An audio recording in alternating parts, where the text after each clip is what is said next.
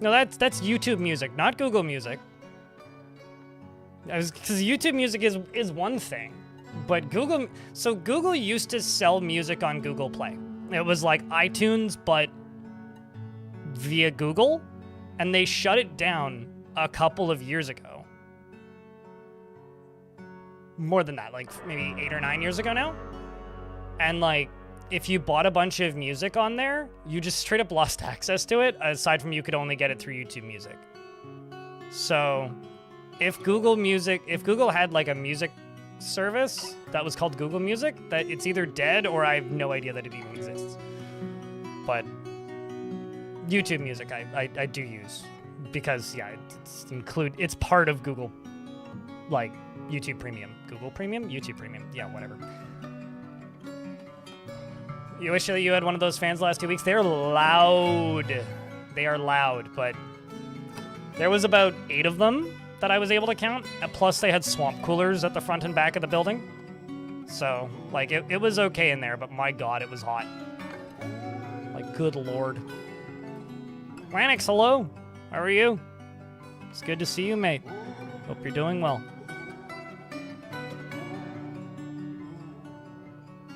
With Google Plus. Google Plus was the social media service, right? Roses are red? It was the very weird dark time when, like, if you ever find a YouTube video that was uploaded around that period of time, they never have any comments on them. It's so weird. It was like when YouTube comments just died one day because you needed a Google Plus account to leave a comment. And everybody's like, oh, if I leave a comment, it has my real name. Well, fuck that. What's up, Aiden Knott? It's good to see you, man. It's good to be back playing video games. You've been using Pandora for the last 15 plus years. So Pandora is a weird thing, Jamie Toasty, because Pandora, I remember hearing people talking about Pandora when it first released, and I remember checking the website, and it was like, doesn't exist in Canada. It's like not licensed to operate in Canada. And I remember for a period of time it was licensed to operate in Canada, and now it's no longer licensed to operate in Canada, as far as I know. I haven't checked in a bit, but...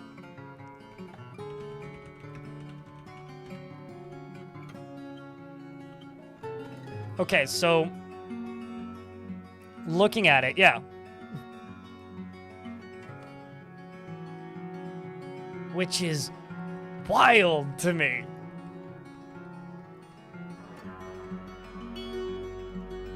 It's a throwback? Well, I mean, that's kind of how I feel about Tidal.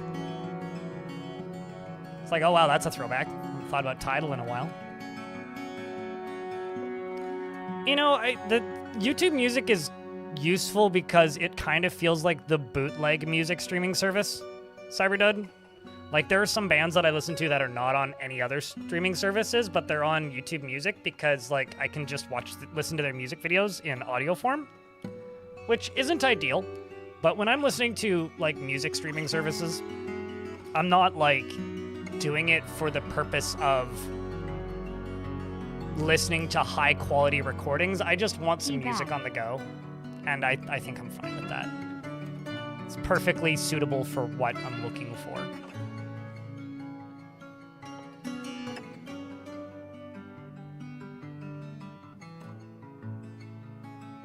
Tells you how much they're screwing over people and artists. Well, I mean, to give you an idea, Bonesaw, thank you very much for the 39 months and the 26th month streak. Chat, can I get a round of beers for Bonesaw, please, and thank you. So there's a stat in my YouTube channel, right? Which is monthly audience. Now, this number goes up and down pretty consistently as I upload videos. Last month, after uploading the Dragon video, it peaked at 266,000. All right? 266,000 people was my monthly audience. Before I'd uploaded that video, my audience was quite a bit lower because, you know, videos had slowed down, I hadn't uploaded anything that had taken off recently, etc. And my monthly audience was about 110,000. So my monthly audience, the number of people who've watched a video on my channel, I don't think shorts count, but a video on your channel that month goes up and down based on what you're uploading, which is a very similar metric. In fact, I think it's the same metric for YouTube Music that shows monthly listeners. So if you go to Spotify or something and you see monthly listeners, that's the number that that's the same number essentially. So the number of people that have streamed your song that month, that might be in a playlist, that might be them seeking out your music and listening to it, etc. And a 4-minute video, that's a YouTube video, that's a song. If you're a musician that has a monthly listener base of like 10, 15, 20,000, you are making like less than my VOD channel makes, which is like $300 a month. And like, I think there was one band that had comparable monthly listeners to my YouTube channel that was at the festival I was just at, and that was the headliner. And like, I look at that and I'm like, yeah, no, streaming is fucked, man. Because like, short video, like they get the same ad revenue that anybody else does on YouTube, right? And Spotify is very similar in some respects. It's worse, but if you're just uploading songs that are song length, you're getting a fraction of revenue from shorts that use your song on YouTube Music, and you're getting a fraction of the revenue that I would for a full-length video. And if you're getting a couple thousand streams per song per month, you're making like less than $50. Like you're making nothing. Nothing.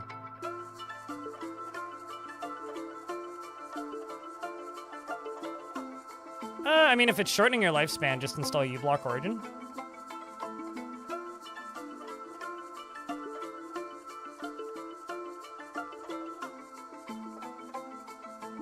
Yeah, Platinum doesn't really exist in large quantities unless you mod the game, though, in YouTube chat.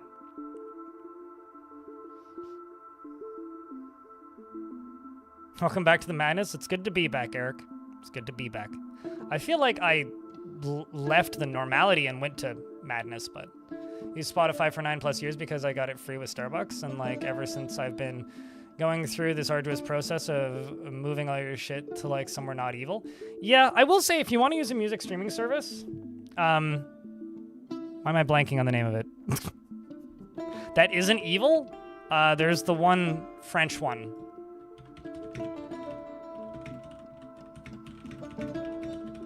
There is one, and I'm trying to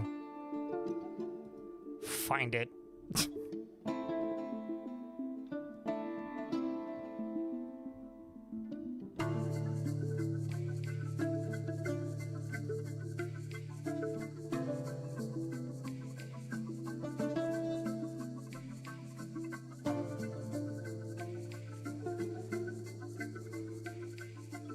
Not even like seeing it on this list of music streaming services. Deezer, that was it.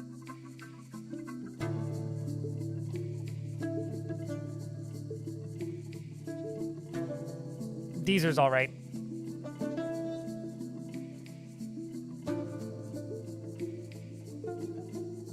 It barely worked. Tidal's apps are terrible. Dailymotion? People haven't mentioned Dailymotion in my chat in a very long time, Abraxas. But no, I mean, Bandcamp isn't really that useful as just a streaming service. I mean, I've certainly used it as music streaming, but it's kind of a data hog because they fire out really high quality audio. Different kind of madness. Yeah, it's like the normality madness instead of the chaos madness. But I don't know. I buy records, and the music I really like, I download directly. That's all. I don't know.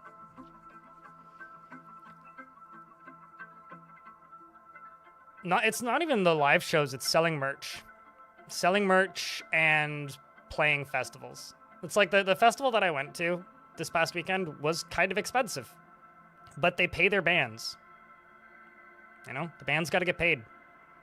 And most of the bands got to go camping for the weekend as well, except for the ones who either lived close enough or like were cool enough that they flew in, landed, drove up, played the festival, and left.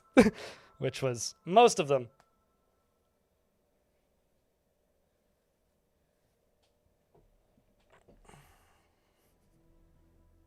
So, you know.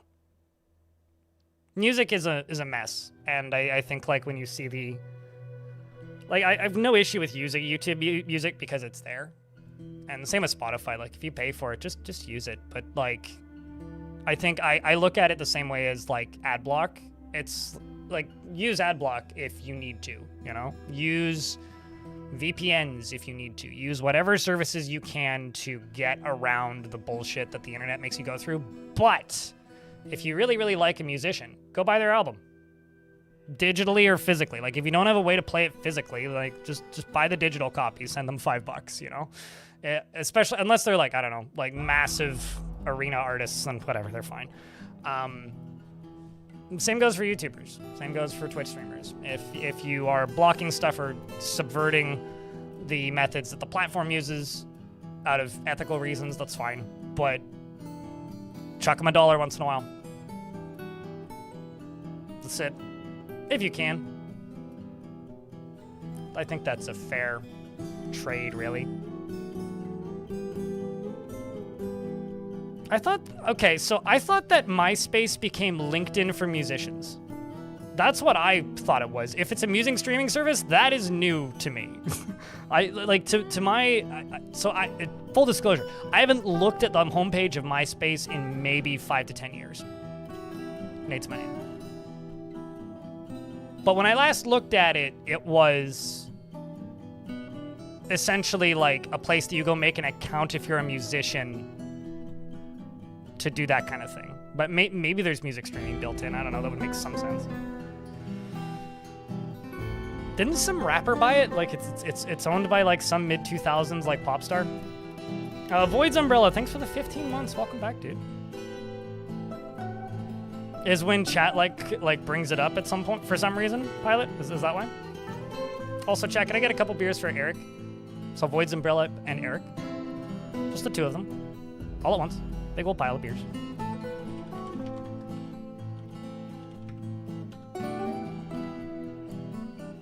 I'm gonna start up some investments. Okay, so plan for today is I need to remember to play how to play Dwarf Fortress. Full disclosure here, I might lose my voice, so I'm probably gonna take it easy this week. It turns out spending a lot of time in extremely hot weather, where it's very dry, outside for 3 days, 4 days, 4 days, is hard on the vocal cords. I've got cracks in the skin of my hands from the dry air, and I feel like I'm a dehydrated mushroom that's been stuck in boiling water right now. So I've felt better in my life than I do today. My ankle is still swollen from some fucking bug bite, and it hurts like hell. And I had a fever the first day I got back, so I'm probably sick with something. And there's currently like a tent drying in my living room because I stuck it in my bathtub and washed it because it was so fucking dirty after camping this past weekend. So I'm going to take today easy. So today's probably going to be like 6 hours of dwarfs, which means let's get into it. But one more thing.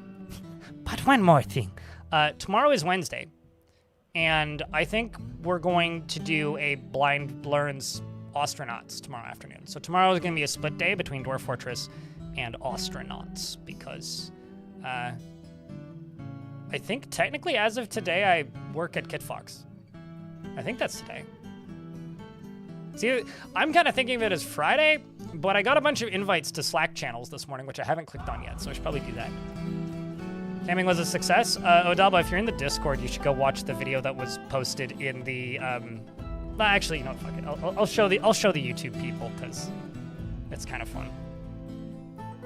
YouTube people, before we start the official stream portion, I'm going to show you guys something about what I did this weekend. Do not try this at home. I do not recommend that you try this at home or at metal festivals, even if you have the opportunity. This is probably very dangerous and a good way to break your neck, your ankle, and most of your other limbs. Just prior warning.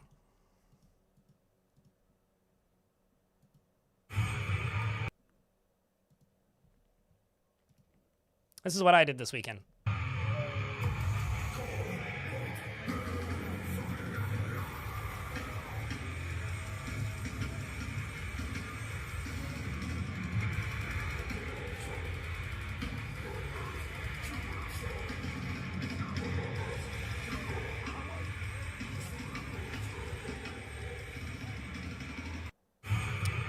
So crowd surfing, not that dangerous. Crowd surfing on a fucking like dock is pretty dangerous. Is that dying fetus? I love how somebody's like, is that dying fetus? Yes, that's dying fetus. I'm amazed we didn't end up on the stage. And I'm amazed that we didn't end up in the like sound booth, because like the sound booth is maybe like 2 meters further that way.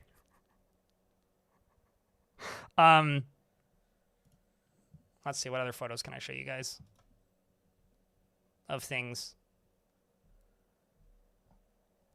This is why I was outside, because it was a camping festival. So there's 2 ways to find the VODs for the live streams, Chunky Geary in YouTube chat. The first way is to go to youtube.com/blindextras. The second way is to go to the playlist section of the main channel and click on the live stream archive playlist. But Blind Extras is just the gameplay footage, or just the gameplay portions.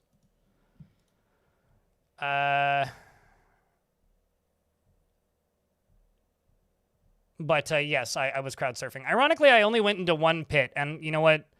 I think I hit it off pretty hard. Trying to see. I'm trying to be cautious about sharing photos of other people.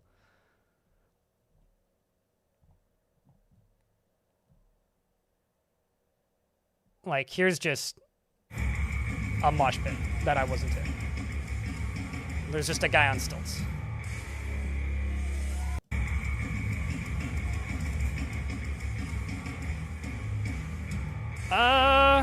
Dwarves can grab and throw, but they can't really pick them up.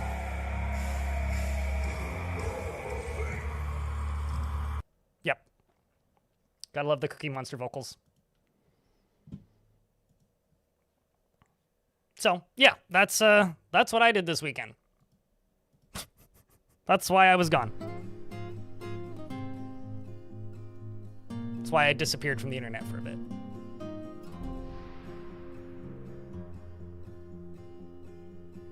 Moshing is fun. Yeah, I have had enough injuries, and I've got enough needles permanently stuck in my body that I didn't go into the pit aside from dying fetus.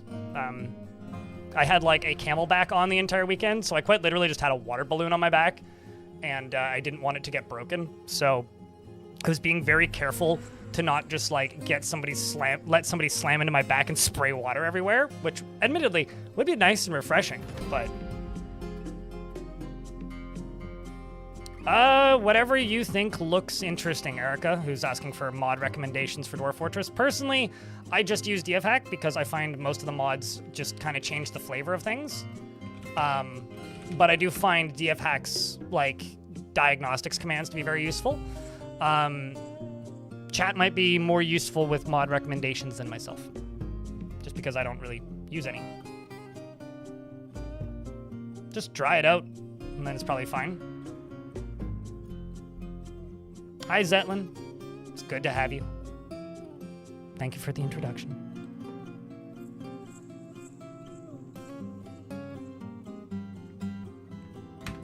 Let me just get the recordings going.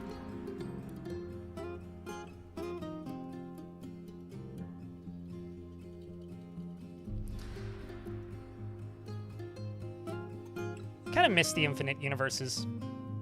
It's like I realized that we spent kind of a long time in that fort, but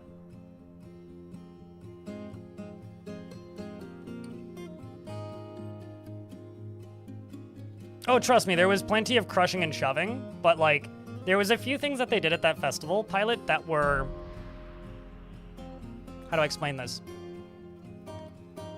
Built in such a way to stop people from getting hurt. Beer and alcohol were only served in the beer garden in the actual arena. Like, you could drink whatever you wanted at your campsite, but in the arena, the only alcohol was in a seated-only beer garden, which removed any chances of slipping in the pit because there was no alcohol in the pit, which was useful. There was water in the pit, but that was it. People could have water bottles, but there was no alcohol, so that in the pit. So that made slipping less likely. The second thing is it was just big enough that there was almost always space to move. And the last thing is, it was an all-ages show. There was, like, not frequent, but infrequent children on like dad's shoulders kind of thing in the pit.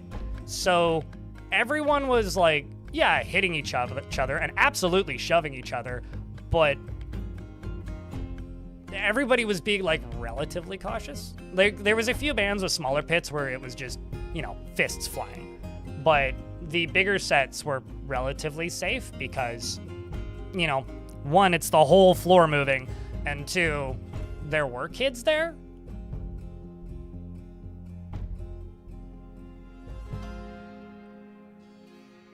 Those kids had a fantastic time. I saw a kid sleeping on the bleachers with giant earmuffs on at like 11 o'clock at night one night. He looked like he was maybe 10. He was just like snoring. It's a good time. So yeah, probably I think those kids had a good time. Yes, I would guess. There's something kind of special about like a 12-year-old just surfboarding like this.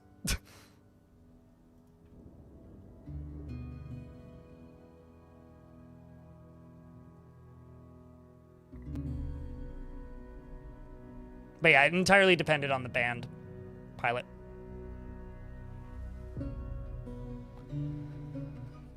So from YouTube chats, Orc Diplomat. I'm sure you don't come bearing good tidings. Hey, Blind, where creature attacked my poor old fish cleaner and got killed. One of the kids got bitten with a bruise. If they got bitten with a bruise and it didn't draw blood, that kid is fine. If it drew blood, the kid is going to turn into a were creature. So you don't need to expel the kid if the kid didn't bleed. I would isolate until, like, make them go into their bedroom or wait until they go into their bedroom and isolate them until the next full moon to check. So I need to make a temple for the Heliotrope Order, but let's run through the basics, shall we?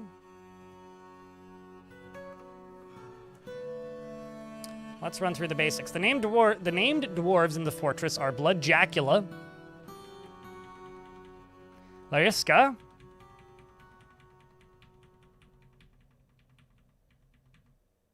Zwari, Wolfist Wolf, Merkels, Richard Putzwell, Darut, Miles, Ranger Rick, Croson, Rolf, Linku, Eric, Stormwolf, Moreb, glass half empty. I might turn the fan up. It's actually kind of warm in here. Darius, Soapgoat, Jay, Terminal Wetness, Captain Ahib, Brutal Pebble, Merlin. Oh shit, we got Mace Lords. That's cool. A very pissed off child, Zortos. And Corey No Pants, who was a baby at the time, is also pissed. I love how the two named kids are the pissed ones. The rest are all kind of fine. There's something very funny about that. We do have a couple monster hunters and stuff in the fort, and we also just have Pebble. Now, Pebble is the leader, or was the expedition leader of this fortress, and is now God of Pebbles, Baron of the Fortress, and Baroness of the Fortress. And she never acts without prolonged deliberation, even to her own detriment and the harm of those around her. She almost never feels discouraged, is intellectually stubborn, rarely changing her mind during a debate regardless of its merits, and she is quick to anger. She is not inherently proud of her talents and accomplishments. She is very curious and eager to learn and does not often feel lustful. She has a greedy streak, and she takes offered help and gifts without feeling particularly grateful. She finds helping others emotionally rewarding, and she is a friendly individual. She is not particularly interested in what others think of her, and she is somewhat fearful in the face of imminent danger. She is often nervous, and she prefers to present herself modestly. She tends to ask others for help with difficult decisions, and generally finds herself to be quite hopeful about the future. She tends to not be swayed by emotional appeals, and inhales sharply when she's angry. She needs alcohol to get through the working day, and likes working outdoors but grumbles mildly at shit weather. She dreams of ruling the world, which is fun, and personally believes that it would be a fine thing if all time were leisure time, and truly values merrymaking parties and sees power over others as something to strive for. Finds romance distasteful, and values family and believes it is important to conceal emotions and refrain from complaining, and values tranquility and a peaceful day. Now, her husband, Soapgoat, is a were-kangaroo. and runs a squad of were-kangaroos that are all right here. Maybe they'll start training soon. We'll see. Right now, they're all just hanging out and telling stories. Elfie. Let me just double... Yeah, he didn't. Happiest beardless dwarf is what Elfie requests. YouTube, folks, the first person to post 3, I don't know, pickaxe emojis, that's my default, can name a dwarf.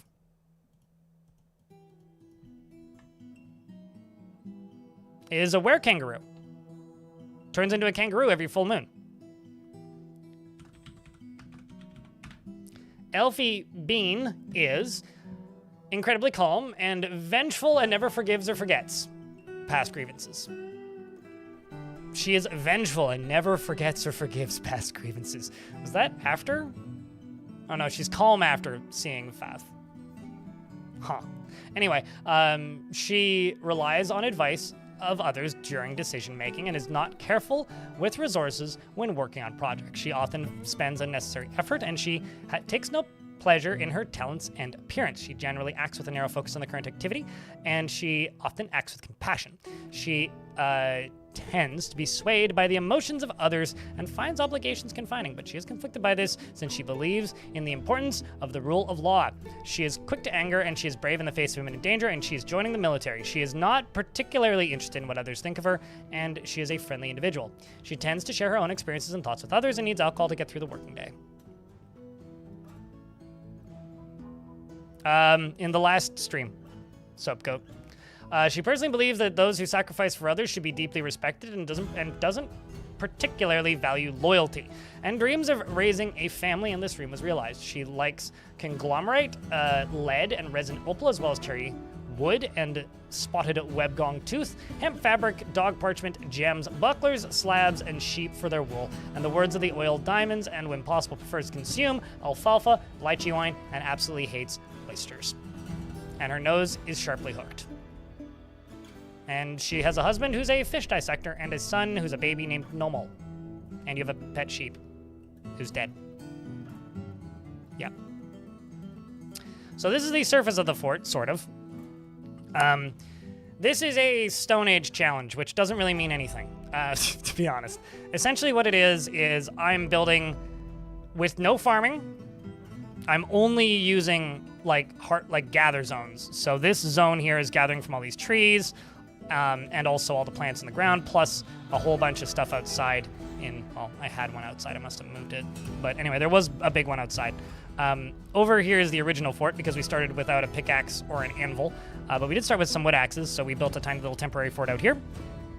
The entrance of the fort is these 2 main walkways, one which starts on the bottom and one which starts over the right. That there is the stairs that go down to the caverns, which is pretty cool if you ask me. These stairs go all the way down to this first cavern layer, which is very much open to the elements and dangerous as all fuck. I should probably make that less so. Future problem. It doesn't really go lower than that currently. We've decided not to so far. Maybe we will, but currently we haven't. I think there's a Forgotten Beast somewhere on the map. I think. Vaguely remember that.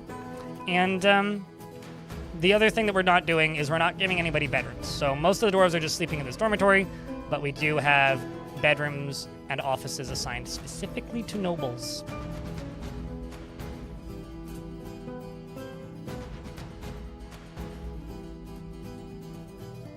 You can make stone swords, but I would need to go get obsidian. I'm not specifically making stone weapons, Lich Lord, because I want the game to be possible. There are quite a few different types of enemies that would be quite literally unkillable if I didn't use metal. So I'm still limiting myself very heavily. We're only using blunt weapons. So if a Forgotten Beast made of steel shows up, the fort's done.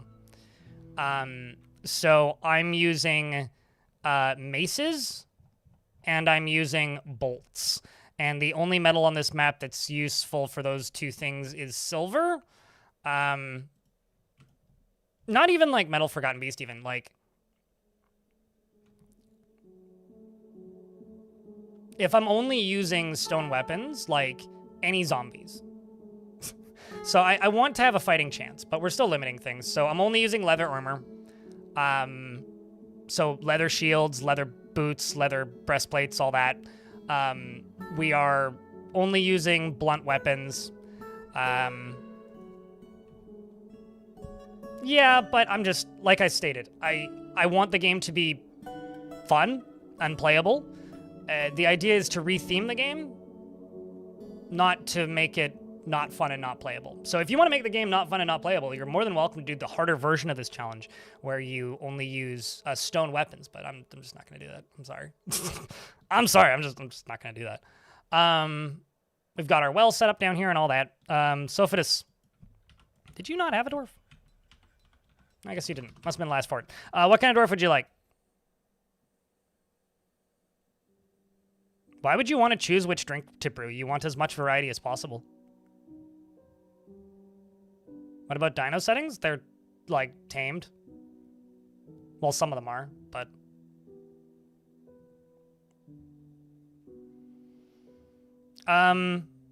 Stone axes in adventure mode are essentially training axes in fortress mode, but slightly sharper. You can make wooden axes in fortress mode, but you don't want to use them for weapons. Like, fists are more effective.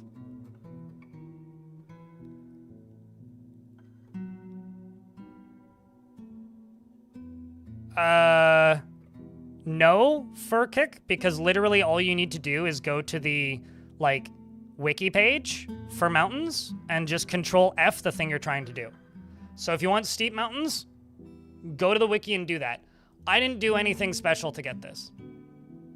Like, I did nothing special to get this. This is literally default structures. It's just finding stuff. If you just go look at how I embarked on this map at the beginning of the VODs, you'll find it. Like, it wouldn't be valuable as a tutorial. Lady Dwarf for Sophitus. But yeah, it's not that I don't have time. I don't really make tutorials anymore. Unless I have a good reason to. Because they don't do anything except for hurt my YouTube channel at this point. There isn't the audience for them. Like, the one person asking for the tutorial at this point isn't enough of an audience for them to make sense to make. The only time making tutorials for a game makes sense is when the game is brand new. Like, at scale, about everything. Which is why you'll notice that the channels that make a lot of tutorials about the game that you want, and then 2 weeks later are making tutorials about a completely different game. Oh, sure, yes. Electra. You also can't use wood axes to chop down trees in Fortress mode.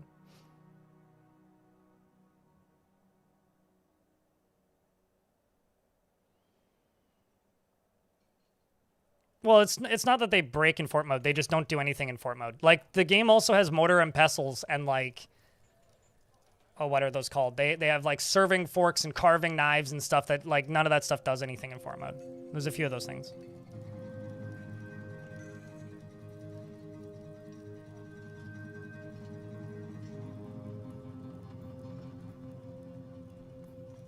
I'm going to reiterate what I just said if you want, JJ, but I don't see the point of doing that.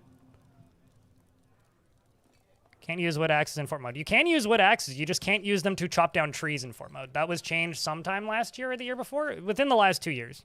But they made it so that you can't chop down trees with wooden axes because everybody agreed that that was really silly.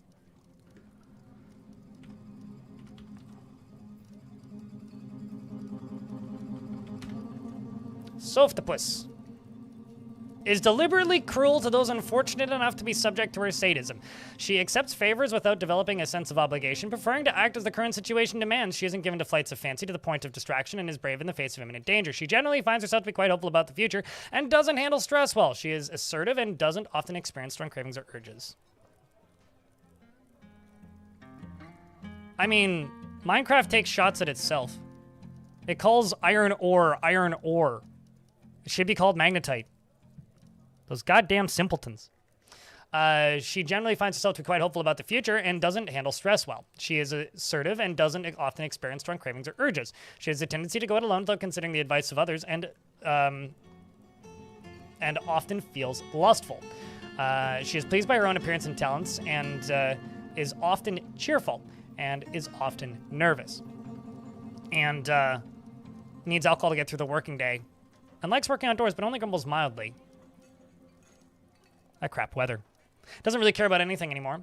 She dreams of creating a great work of art and personally greatly respects their trials and labors and has a deep dislike of the natural world and is deeply offended by leisure time and leisurely living. Finds romance distasteful and doesn't feel strongly about the law. She likes cinnabar and iron and citrine, as well as crescents and breastplates and hatch covers, and hammerhead sharks for their oddly shaped heads. Cool, fair. And when possible, prefers to consume plum wine and absolutely hates mussels. Or hematite, yep.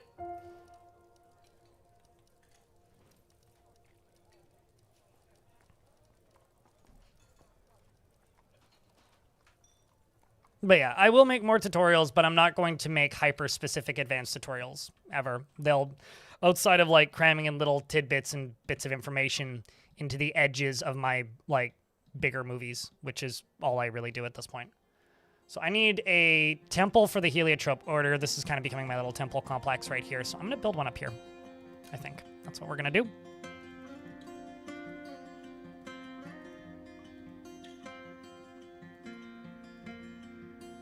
When did I accept this? 3rd of limestone? 6th of sandstone. Oh, it's been like a month. Should probably get that done.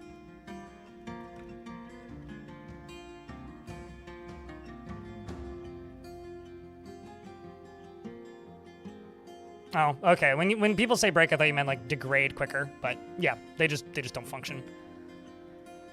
But yeah, I don't know. There's lots of items like that that just have no function in fort mode, which I think is kind of fine, actually. But at the same time, like, you know, it would be cool if there could be more function for stuff like that, but it just is what it is.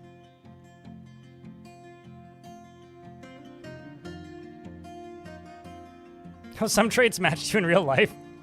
To those unfortunate enough to be subject to your sadism? We're just like, Wet Willy!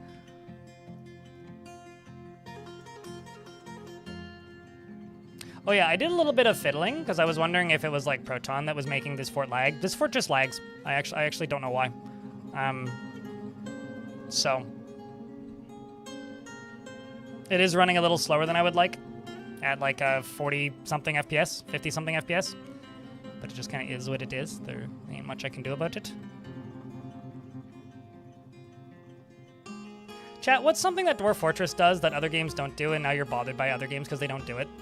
I think for me, like, one of the things I liked most about Astroneer is that it, like, calls materials what they are. Like malachite, you know? This is one of the first things you have to go find in that game. And it's kind of nice to see that in other games, I guess. I think a good example of that is probably Vintage Story, you know? Just like, we're going to be overly... We're going to have to make you think way too hard about what you're doing here. Astroneer mention.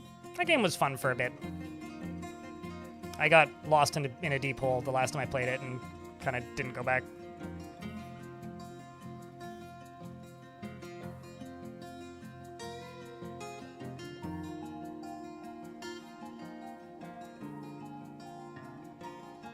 Well, if there's something going on in DF Hack, I could test that real easily if you want me to. Why don't we test that?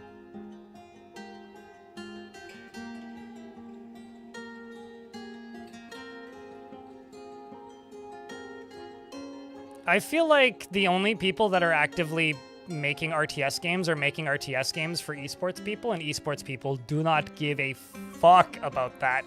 Unless you just mean, like, aesthetic personality in, like, the StarCraft sense.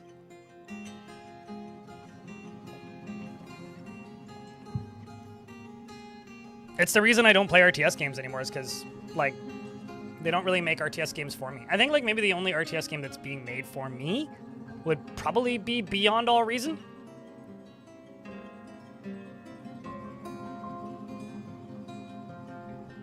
No, Astroneer is like...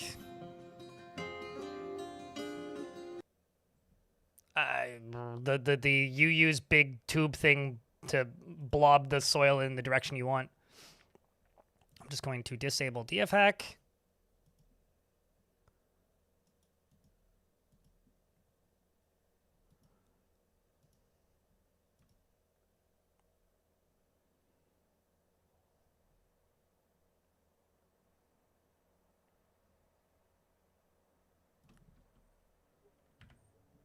I mean, if you made an RTS game, nobody would play it to begin with because it's an RTS game. 10 people would, and they would be like, netcode sucks and the balance is terrible. They wouldn't give you a chance to balance it, and then nobody would be playing it by the time you got it to a better state, so.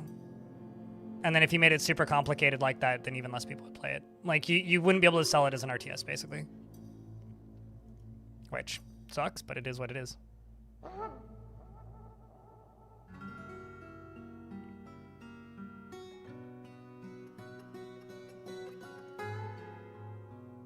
What, RTS games? It's that bad.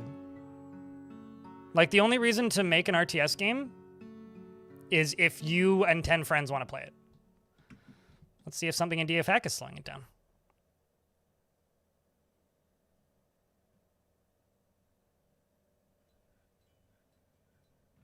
So this is with DFAC not running. It seems to be about the same so far. Because I didn't test that when I was testing it off stream.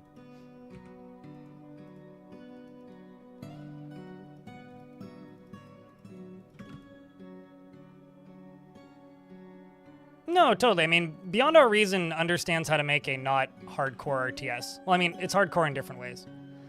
But it understands that, like, some people just want to have fun.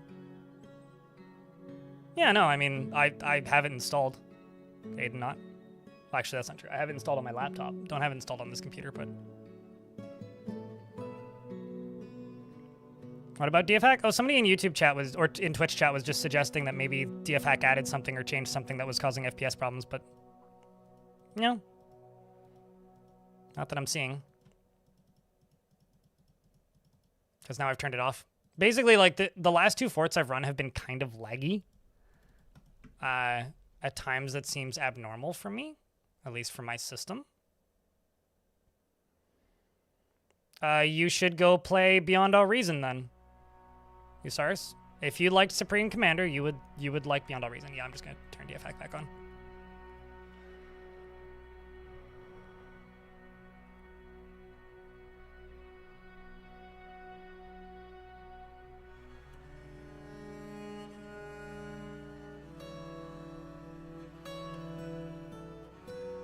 No, I think the problem with RTS games is people found out that they all sucked at RTS games. And when you have a genre of game that people just decide that they suck at it, the only people that will play it are the people who aspire to not suck at it. And so the only RTSs that do well are ones that are trying to enter the competitive market, because those are the only people buying en masse RTS games. And I say that as somebody who decided he doesn't like RTS games because he sucks at them.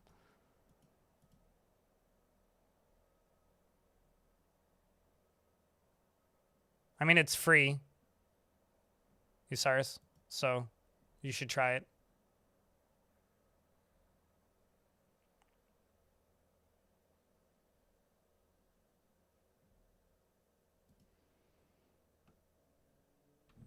Eating the entire audience, there's no money? I mean, in the modern sense of the word, yeah, there's no money. But I think that there's a very small number of people to begin with who are willing to buy one.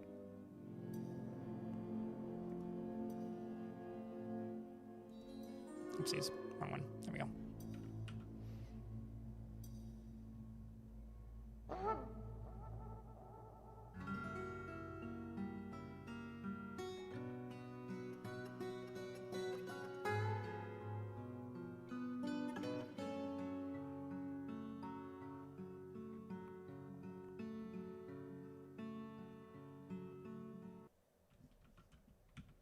But yeah, I don't know. To me, RTS games are really difficult to make these days for the same reason that fighting games are difficult to make.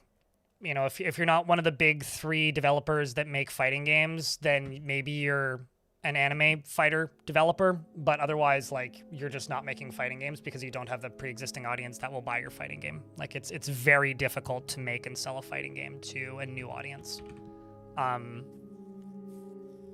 And like, we going unga bunga this time around? Sure, why not? Naturally. Sam Texagon, thanks for the 47th month. Appreciate you, man. Or they discussed that? Sure. I think, like, the audience who played RTS games pre-2011 are now playing RimWorld. They're now playing City Builders. They're now playing Colony Builders. They're now playing games like Diplomacy is Not an Option. They are Billions. Games where maybe there is a competitive element, but it's inherently non-human competitive. Maybe it's a scoreboard. Because I think people are much more willing to swallow that and deal with that. It's why you don't see more traditional RTS games take off. I would actually argue that They Are Billions is kind of shit because its campaign is fucking garbage. Chat, can I get a round of beers for Sam? Please and thank you. Because I kind of didn't like the... Chat, just as a reminder, there's one thing that we do when people resub in my chat, and that's post beers. So when somebody posts a resub, you post beers. I shouldn't have to ask you. If I have to ask you, then we're failing in channel traditions. I mean, I'm personally really looking forward to DORF Strategic Combat, or whatever that game's called, that game that was a open RA mod that then ballooned into its own game and had a successful Kickstarter recently. Like, I'm looking forward to that because that thing looks incredible. But if the campaign sucks, I will play 2 hours of it and be mildly disappointed and never go back. You know? And, like, I'm that guy who played a little bit of the survival mode in They Are Billions and was like, okay, this is neat, but I want to play the campaign. So I waited for the campaign, and I was very disappointed, to put it politely. And that's it. Let's build a temple for the Heliotrope Order. There you are. The God of Jewels. Let's throw in an offering table, which I think I've got several. Lead altars.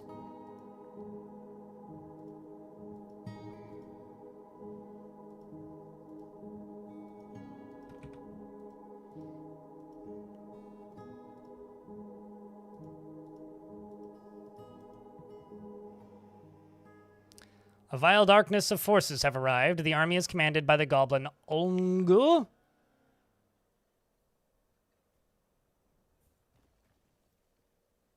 Ruthless Rooms. I wanted to say Ruthless Mushroom, but I was like, that's not right. In the mid-autumn of 255, Olngu decided to become a baby snatcher, operating in the wilds. With them comes a war dragon from the Dark Goblin Fortress of Doomdub. So this is not a full-on siege. This is a group of child snatchers with a dragon. Now,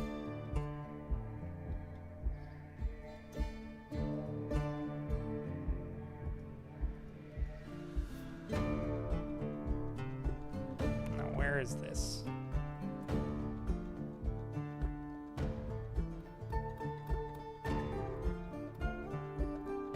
As the wagons are leaving, of course.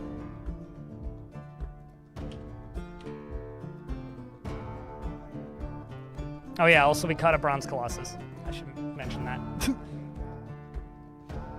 I don't see any invaders.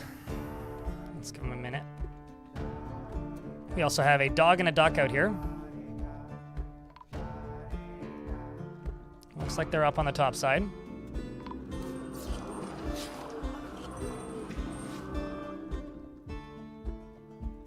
And it seems that one of my mace dwarves is bleeding profusely and is now swimming. Oh, never mind. Climbed out very quickly. But this goblin down here is still swimming. Jay, my soldier, charges directly in. And because they're only using leather armor, my dwarves are going to get swamped.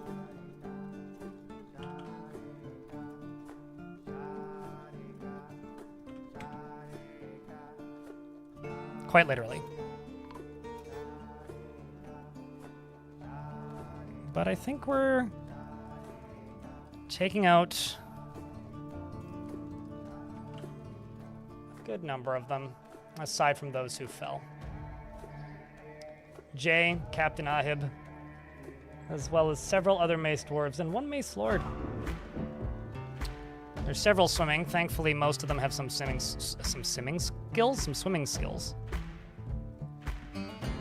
No. Not right now, Felger. Give me a minute. Once I'm done with the minute, then yes. It's 2 down. And 3 down. Okay.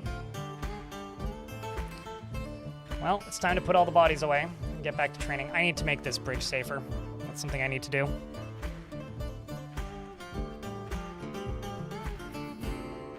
People won't buy a single-player RTS, and people won't buy an only multiplayer RTS. You have to make both, and one either sucks or the other one sucks, and there's never a point where they both are good. If you want the least interesting dwarf in the fort, I can give you one of the were-kangaroos, but they are literally not going to do anything. I don't recommend giving these to you. If you insist, I'll do it, though. Volker. If you want a dwarf that might actually do things in their life, I can give you somebody else, but that's up to you. This is not new music. This has been in the game as long as the game has been out on Steam. This was, well, actually no, since Adventure Mode came out. So 2 years. All right, which one would you like? You could have Lumwil, Kickroast, or Feb. Volker.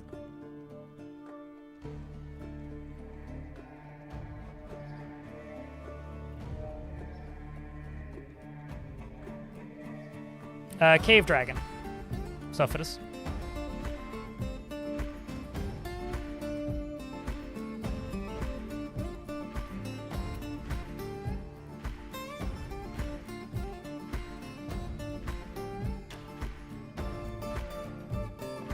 Oopsies.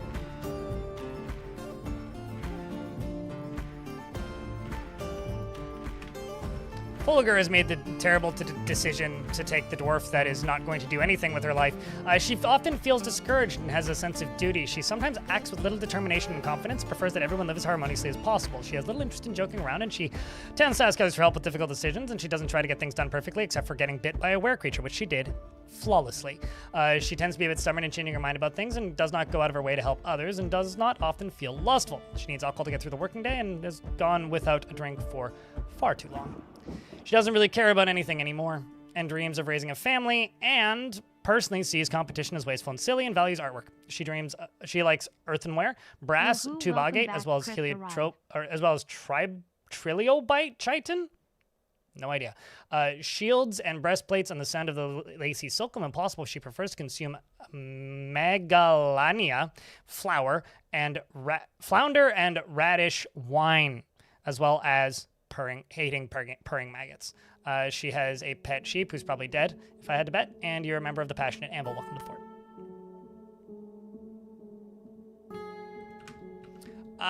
Not necessarily. Basically, I'm not going to just talk smack about asking for the least ideal dwarf that you could have.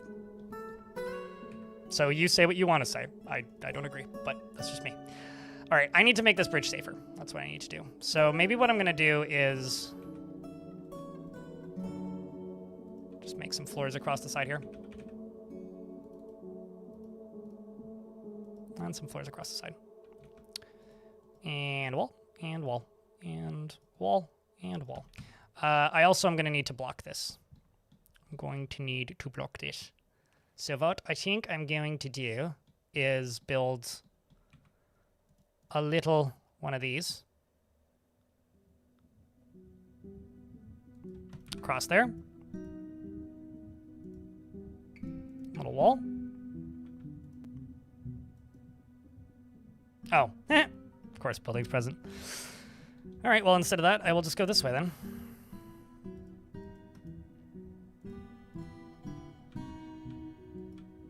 Go across there. And forbid these boots.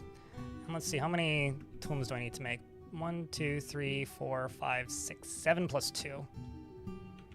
Now, I don't remember where I was putting coffins. I think, right, yeah, I was just building them over into here. That is what I was doing. I could start filling up the old fortress. Why don't we do that?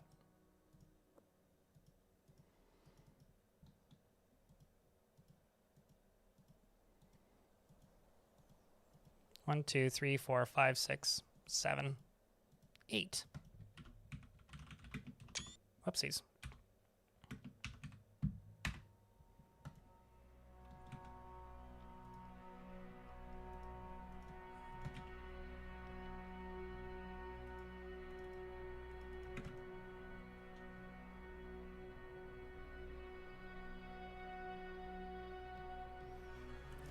Party is in a snowy area at the moment. Any funny ideas for things for you to throw at them? Throw at them snowballs.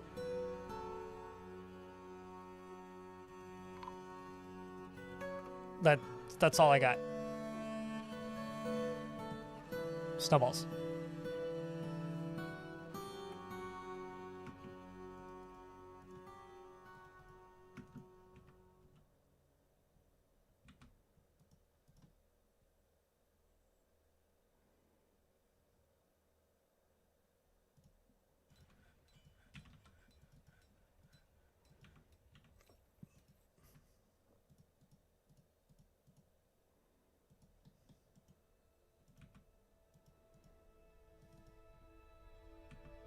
Okay, so let's just go down to the fortress again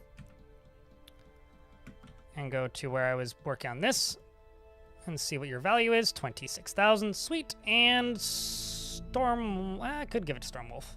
Let's give it to Wolfist Wolf, actually, because I saw you in the chat today, and Stormwolf just likes being a scholar, so. Wolfist Wolf is now the holy periwinkle of the god of jewels, of the blue sanctum in the Heliotrope order. Yeah, a ambush that's like very hyped up and seems super scary, but then it turns out to just be some tomfoolery of kids with snowballs. Could be pretty good.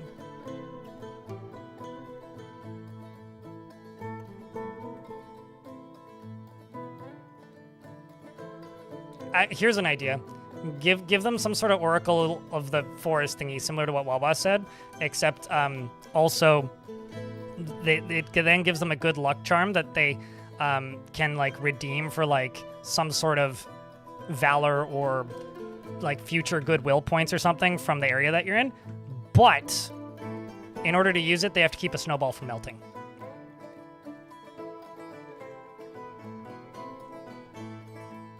So now you get to figure out how to bring a beer cooler with you for the rest of your existence. Like some sort of good luck charm that just fucking, you know, has to stay cool.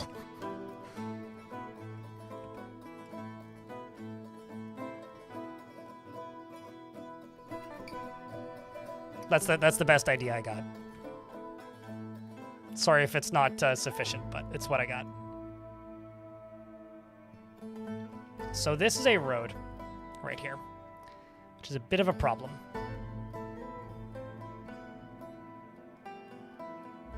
But I could build... that's fine. We'll just do it this way.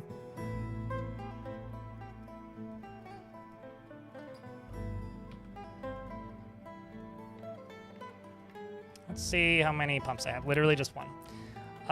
Wooden pipes and wooden corks. Wooden pipe. Wooden cork. Let's just do 4 of each. I don't need a ton.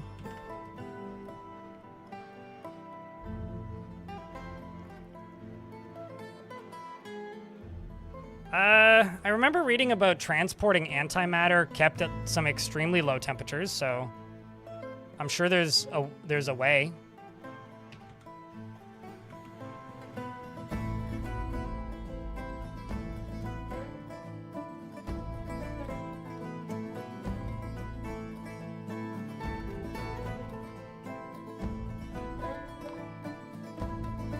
Have I ever met another Dwarf Fortress player in real life? People have recognized me in real life.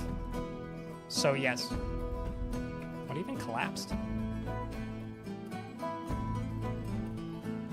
Tree maybe? Ah, yes, a tree. Well, is what it is. I don't think anybody died. I mean, people died, but...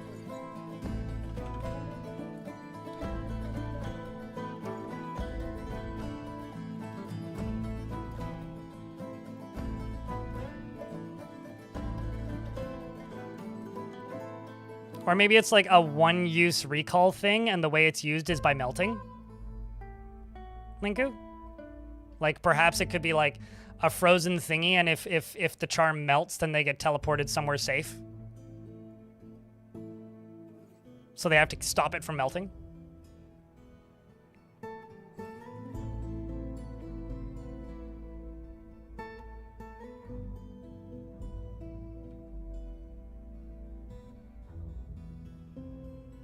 Although I have been to PAX several times, Clint, so that's kind of unfair. If you just go somewhere where people play video games a lot, you will meet people who play Dwarf Fort.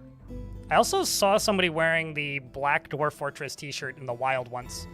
Didn't say anything to me or whatever. I didn't say anything to them, but I saw that once and I was like, huh. Well, that's interesting. What are you here for,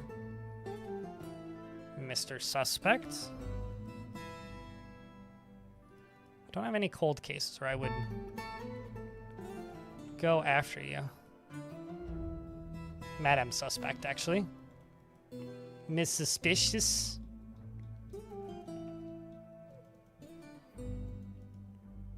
Okay, so I do have some that are not marked just yet.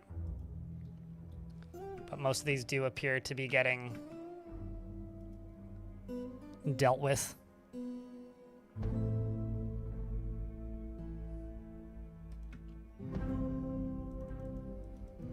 Why in the world would a necromancer visit? Not only that, but a fisherman necromancer. Fortune Flicker is her name. It's a pretty good name, actually.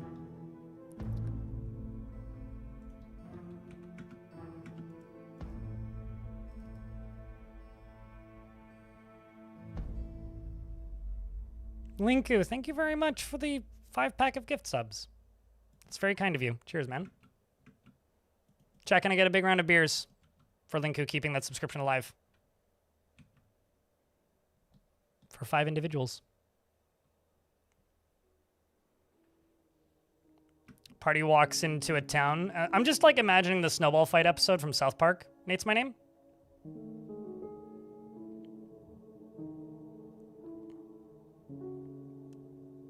Out a party member because one of them's only got like 12 HP each.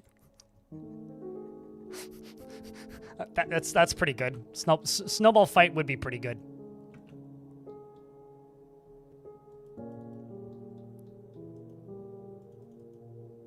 Okay, so with that sitting there, I now just need 2 more. I just need to get these bodies out of here. So I need some way to dam this easily, ideally. Which means I probably should just throw a lever into here so that once I do build a dam, I can make something that opens and closes with relative ease.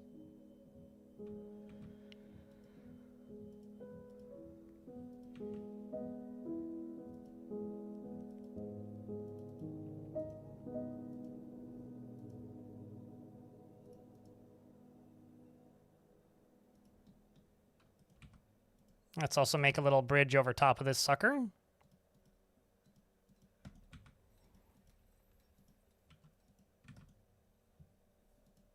And I can just get rid of these because we don't need them.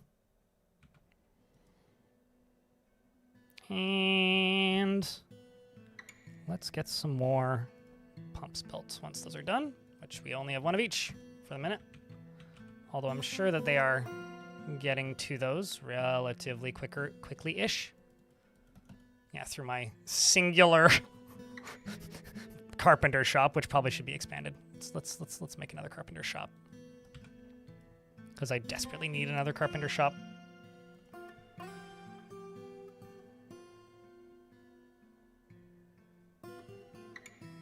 What's up, Top Hat Ranger? And Corey, hello. Corey No Pants is still alive, by the way, somehow. That's an ocean? That's definitely a creek, not an ocean.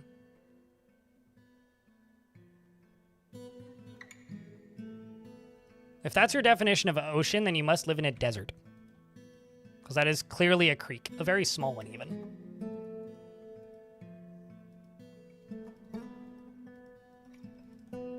Okay. Also, I need to repopulate my military. Oh, yeah, they're all were-kangaroos, see?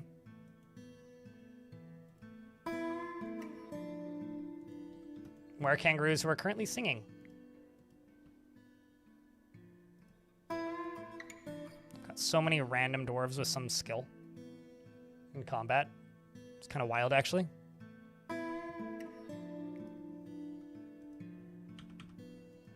Just get everybody filling these up. Let's throw all the peasants in there so that they can go learn a skill. And they get back to whatever they were doing before.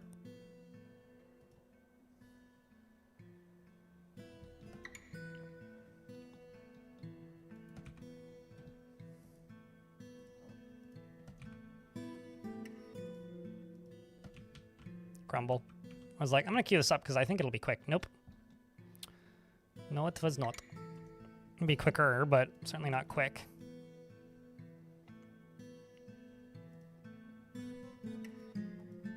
Let's get those two done first. Pipe section, corkscrew.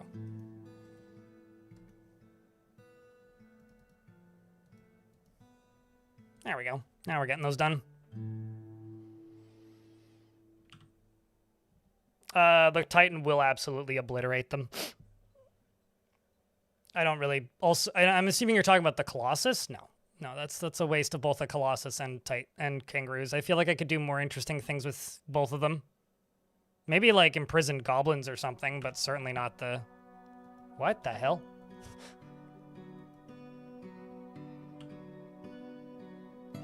I feel like...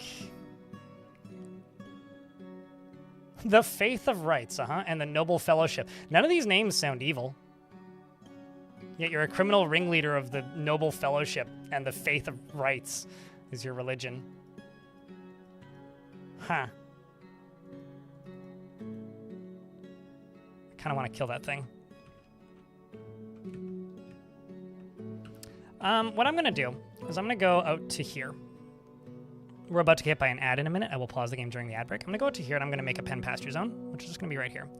And I'm going to type in the word war. And everything that's a war something can just go here. I'm going to go here, and I'm going to go train a bunch of things for war. That's what we're going to do. Because I do have this Afroventivor or whatever, and also this Titosaurus. I think I've got two of those. At least, but it's these guys up here that, oopsies, can be. Can't have the wrong button clicked. Can be trained for some war. So let's just do you. Why do I keep clicking on the wrong button completely? Oh, it's because you've already been trained. I see, I'm stupid. Do I have any grown ones that aren't fully? No, I don't. Hey. These are the ones that need to be trained, though. Because I do have some dinosaurs incoming. These things. Working on it. Yeah, that was the last patch. It was like 3 weeks ago? Tesco? Was that the beginning of the month?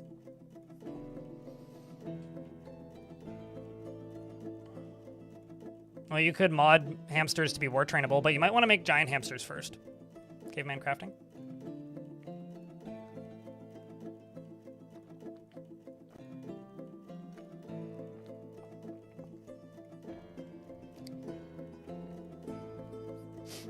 But it dreams of being an ocean? No, it's just on a long trip to the ocean.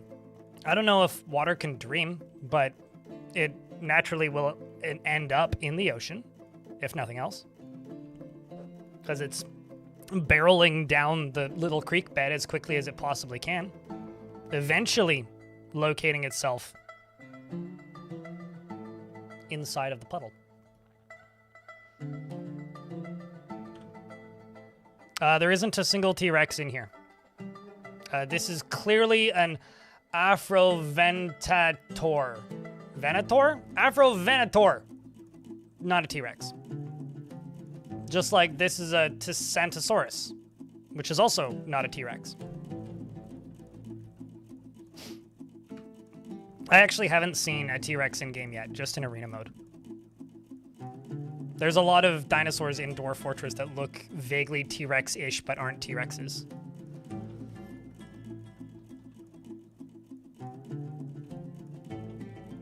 Same family, you think? I wouldn't know.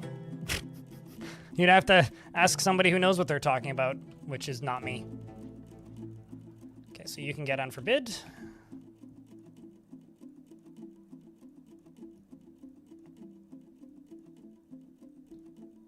That enter volcano maps agitated. Only creatures that are...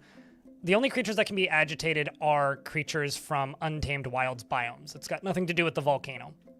So if you settled on the Untamed Wilds near a volcano, then yes.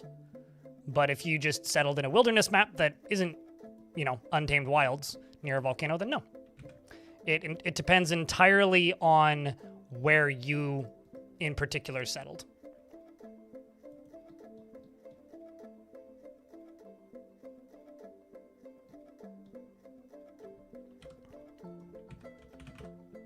But all that I really know about that is that that dinosaur is significantly smaller than a Tyrannosaurus, so that's kind of like pointing at, you know, a Maltese and be like, that's a wolf!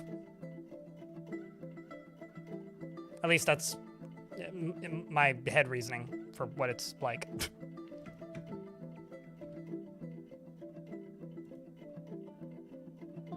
Like I said, it's like pointing at a Maltese and saying that's a wolf. I purchased some dinosaurs from the elves, but I haven't had much luck getting breeding pairs from the elves. Super app. The humans also bring them. So do the dwarves.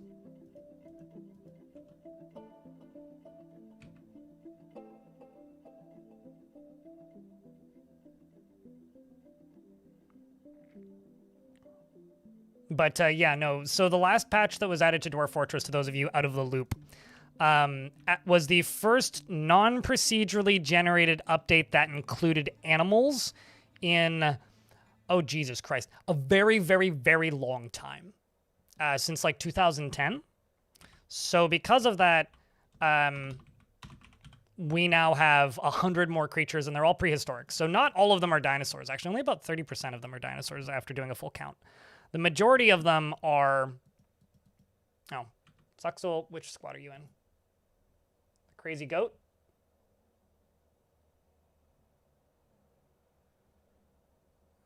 You have no use of your legs, so you should get to it of Zmilter E right now.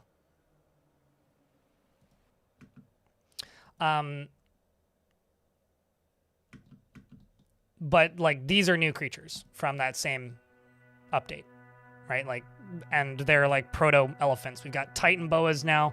Some people were commenting that, like, some of the creatures are pretty similar to just what the giant creatures are, and that's fine, as far as I'm concerned. There's a whole bunch of new animal people alongside of them, and so, for those of you who just like the weirdness part of Dwarf Fortress, there's a lot of that, and a lot of the new creatures fit in very, very well with just kind of the fuck is that thing? Like, where was it? Oh, there's just a wild one of these things. Like, look at this. This is like, it's a little bird thing. Cynopetrus. With the big bug eyes. Anything else on here that makes sense to show off here? Do I have something? No, maybe that was the last fort. I had this creature in the last fort that I just... Yeah, there it is. This thing. This thing. You know, like, this is one of the other new creatures.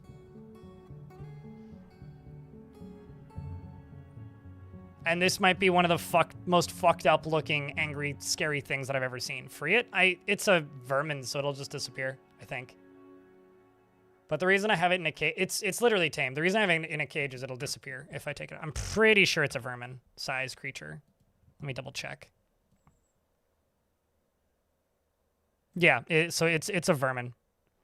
So if I free it, it'll just disappear. Do I have any glass? I've thought about making glass for it, but that's not a huge priority at the minute. I mean, there's sand everywhere, so I could make glass, yeah.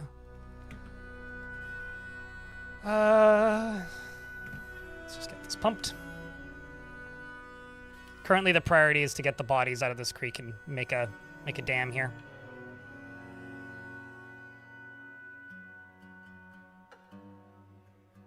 The ones that they would bring in a siege wouldn't be trainable or usable by me. Super app. So if the elves will probably invade me because I've been, you know, doing horrible things to the Was waiting for that to happen. Because I've been doing horrible things to the forests, but like... Okay, oh, I see the problem here. I'm an idiot. I just drowned like 3 dwarves. I should have put a wall piece right here. Maybe they'll get out, maybe they won't.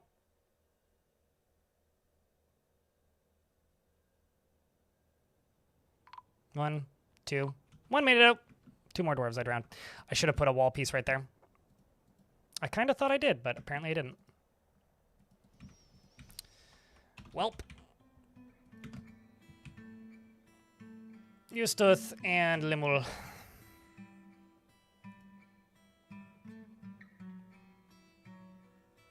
Well, I blame Rust. It's been 10 days since I played Dwarf Fort.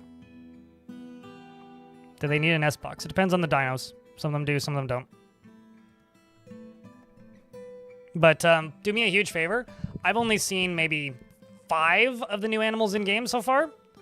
So if you want to ask, like, do they need this? Just look it up on the wiki, because it's all on the wiki, and I will literally be doing the same thing for a while before I can tell you definitively whether or not something needs an S-box. Because some of them do, some of them don't. Is there a carpenter? Probably. We are doing...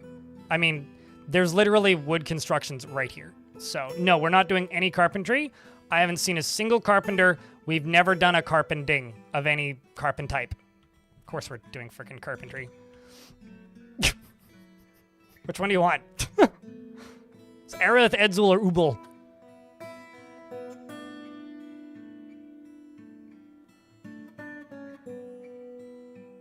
I will say my biggest regret about this whole thing is naming this fortress a Stone Age fort. Because if I name it anything else now, then people will be like, oh, you started a new fort? And I'll confuse everybody. But I don't know what to say anymore. No carpenters, only carpenters.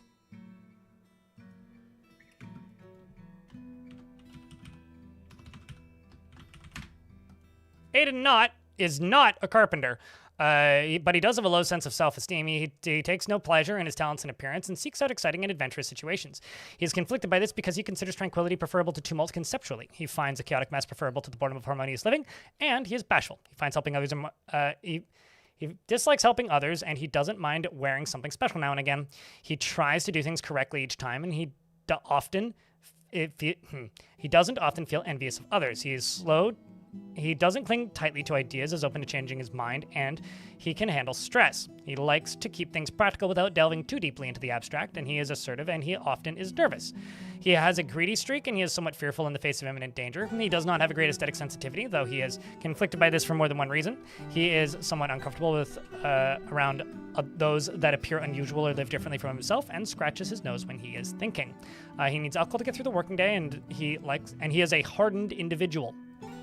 He dreams of mastering a skill and personally believes that perseverance is one of the highest qualities that somebody can have. Views tranquility as one of the highest ideals, has a negative view of those who exercise power over others, values nature and doesn't really see the point of working hard, and he doesn't particularly value loyalty.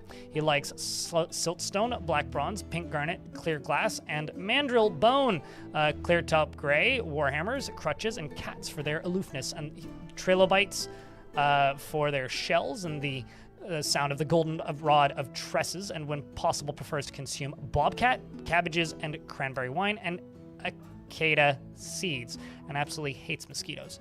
You have a son who's dead. I know that because you're naked, and you have a kindred spirit who's the human maceman in the fortress.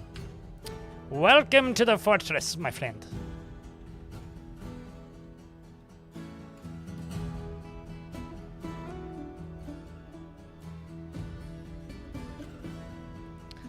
Let's just unforbid all of this.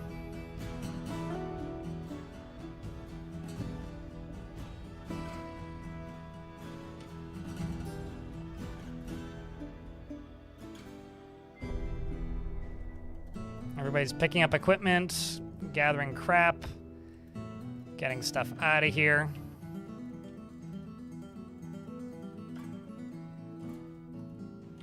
Is anybody putting stuff into tombs? That's the question. 2 are. Let's see how many times this job cancels. Yeah, if they're naked, they're dead. Because they can't re-equip clothing if they're dead, and they would not be naked.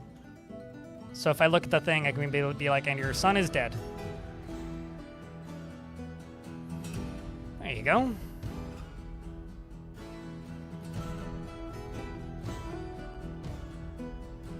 There you go. You made it out.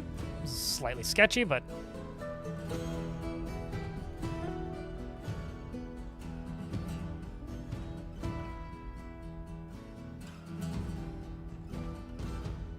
very loud backup signal outside, so I'm kind of not talking because I'm worried it's going to pick up, but it's probably not. My worry is probably unfounded.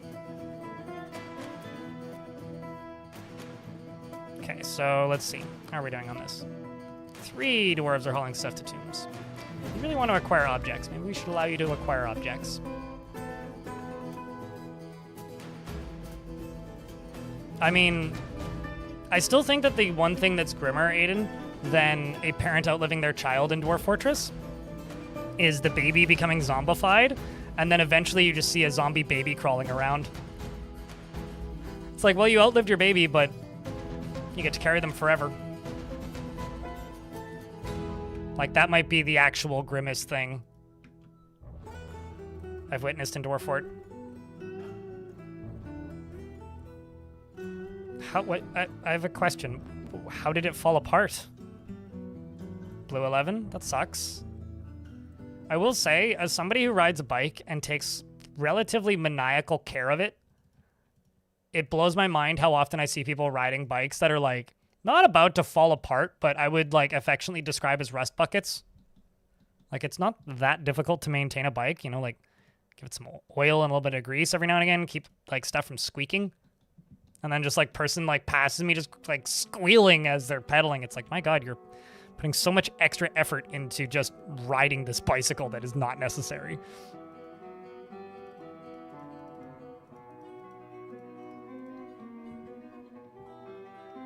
Any way to get a baby treatment at a hospital? Absolutely, yeah. No, if a baby's injured, their mother should carry them to the hospital.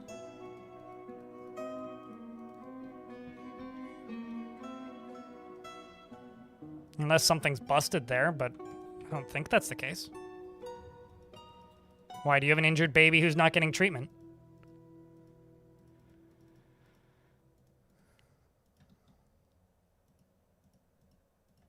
Dwarves are notoriously terrible at caring for their young, though.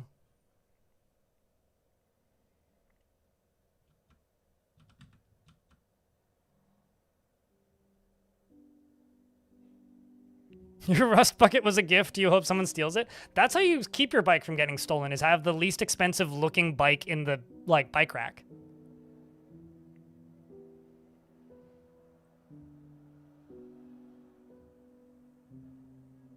Oh, God. I would also start crying. Is it a quick release wheel? Blue 11? When I say quick release wheel, does it have, like, a little lever on it that you can, like, push, like, pop out and then spin? Because my mountain bike has a quick release front wheel, which is really easy to just, like, if you just loosen a screw ever so slightly, it'll literally just roll away. It's like the end of time when you pedal, nobody will steal it.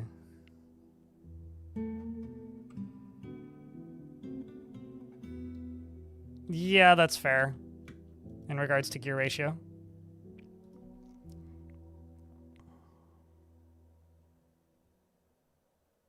But yeah, hopefully it's something that you're able to repair. It's like a 40-year-old Dutch-style bicycle made of steel and weighs like 60 pounds. Jesus. I'm like in two minds of that. Like, there's one half where I'm just like, you should restore that and put it on the wall like an art piece. And then there's the other half where I'm just like, you should shoot that bicycle into the sun and get a lighter one. Or just like put a sign out that just says, "Steal me, please," or something. Like, that's entirely too heavy to be riding on. That's just my 2 cents. Uh-oh. Dwarves all decided to take the really sketchy route, but that's fine. Water's gonna take a little bit to get back. Okay.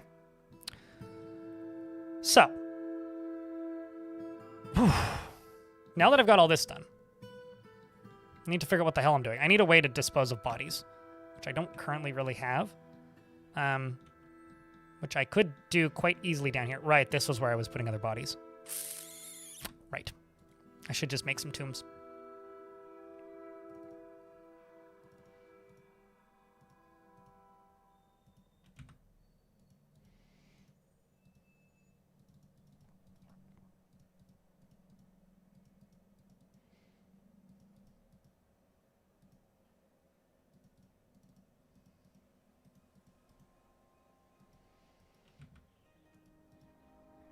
There we go. It's a couple pre-makes. It's too heavy to steal. But it is heavy. It's steel. Sorry, there's a pun in there. I had to take it. Yeah, I think, like, there was one time I went to go ride my mountain bike. And I took it to the location I had to go to because I had to go get a blood test taken. Got to the place to get my blood test done. Locked up my bike and walked upstairs and came back down and the front tire was completely flat. And that's like the closest thing I've gotten to that. And I didn't bring my pump with, so I just kind of sat there for a little bit, just kind of staring at it, figuring out what to do. And then some other guy rode up and was like, "Oh, do you need a pump?" And he just had a bike pump. So I just borrowed that from him for a bit. What is Fluxer? Not Discord, not a Discord fork. Discord is not open source. It's a it was originally a solo project, but they've hired like 3 people now. It's a open source Discord-like piece of software that is self-hostable. But it is not related to Discord in any way.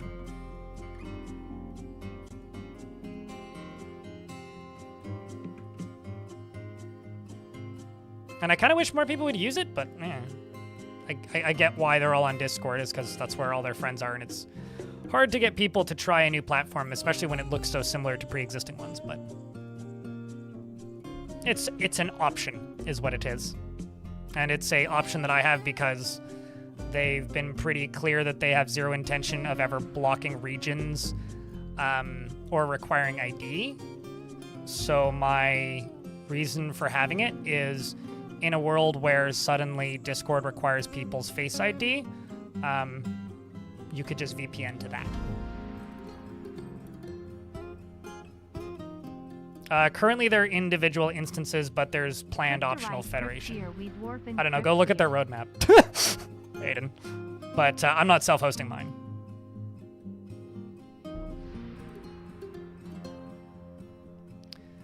Kitsune Kit, thank you very much for the 3 months. Welcome back. And there are, like, paid tiers similar to Discord Nitro, but that's only if you're on their servers. Otherwise, everything can be free if the person hosting their self-hosted instance wants it that way. And, like, if you just want to have a pile of emotes, just go self-host your own server and then have a bunch of emotes, which I think is real funny. It's like, yeah, you could do the kind of Discord model of, like, paying for, you know, additional emotes and stuff, or you could just be like, nah.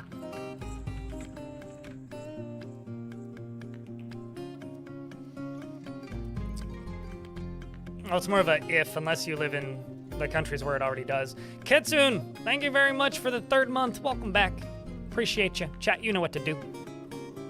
You ride a kick scooter and you were taking the bus, and one time you had an old man steal it and take it for a very small joyride? That's silly. Who's that big trapped fella? That's the probably the Bronze Colossus. I genuinely was trying to do one for a bit, and I just couldn't find one. Like, I just got bored of running around in adventure mode off stream trying to find one, so I just kind of gave up. Mitaro. So would I do one? Sure, if I find one.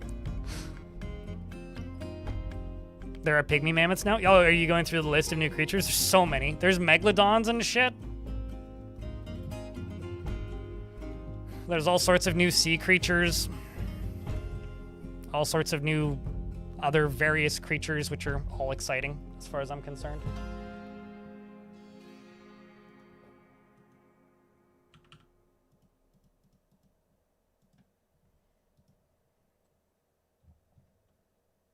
Okay, so I need more leather shields and I need more maces.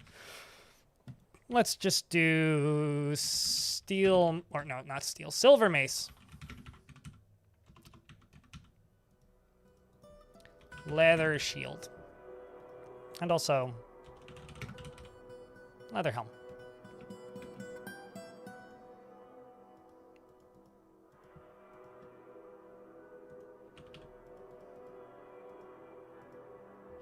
Also need to make some leather backpacks. Definitely something we need.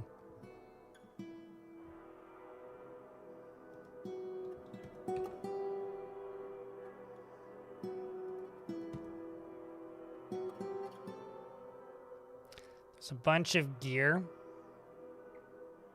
down in there, so I'm just going to get them pumping this again. And then refresh my squad's gear and let them go get the stuff from down in there.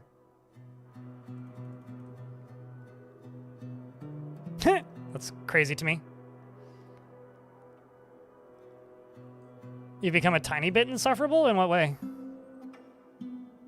Everyone must know the benefits of open source. Well, it's like, everyone must know the benefits of open source, but like, to me, it's just like, it's not that, like, I don't want to think that like I'm becoming insufferable about like preaching about options, but I just want to make people aware of there being options. Does that make any sense? Like, I don't really like go out of my way to like demand or tell people you should switch to this thing or use this thing instead of that thing. But I do definitely do my best to be like, hey, you know, if you're annoyed with this thing, you could use that thing. Does that make any sense? Instead of just being like, I'm a bit insufferable because I tell people that they have options. It's like, well, you know, if you're annoyed with Gemini, or if you're annoyed, it's the same thing with like, you know, being annoyed with search, right? Like if you're annoyed with Google and every other like search engine getting worse, you know, saying that Kagi exists isn't obnoxious. It's just making people aware of a product that they might not otherwise be, right? And I think that that's like not insufferable. I think that that's useful to some people. No, it's like, well, I think like what I've said the word like too many times in these sentences. I apologize. I think the way for me that I find to be much more effective than just, hey, did you know that you could use Linux? Did you know Linux? Instead of saying that, being like, hey, did you use computers back in like 2007? Because if yes, you might actually like Linux more than modern computing. If you have any nostalgia for that like period of time and computers, you'll probably enjoy this more. You'll probably have more fun with your computer. You'll probably enjoy the process of using it more, and you'll probably get quite a lot out of the customization options. All right, I think that's just kind of a given, personally. I'm just scooching you off of this job so you go do your management for me.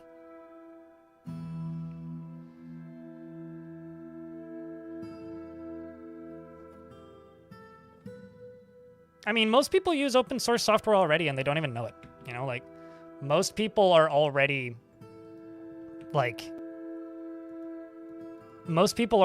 using, like, Audacity at the very minimum, right? Like, most people are already using Audacity. Most people are already using VLC Media Player. Most people are already using various open source things without even knowing. 7-zip, yeah. Well, they're not riddled with viruses, Professor, but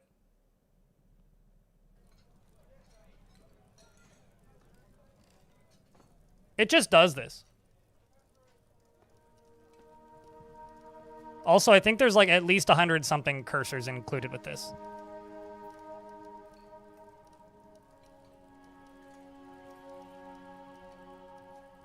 What is fast fetch? Here we go.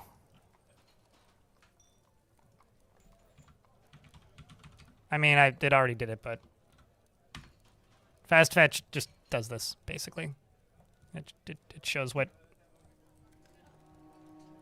all this.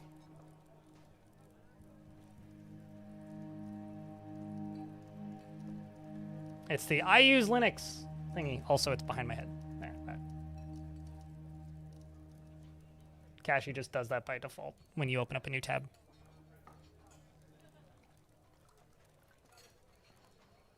With 4 monitors, yeah, it's useful.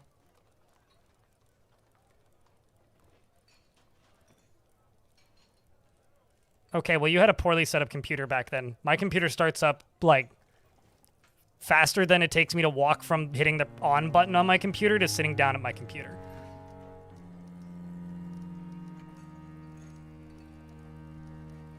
When I say nostalgia for, like, 2007 computing, I mean, like, nostalgia for being able to customize things, modify things, uninstall things you don't want, having everything on your computer instead of having to, you know, wonder where it was installed and then realizing it was installed in the cloud or move to the cloud after you installed it. That's what I mean. But I don't know. If you set up your computer in such a way that you had that it took you literal like minutes to start up, yeah, that's kind of seems like a skill issue. But my condolences.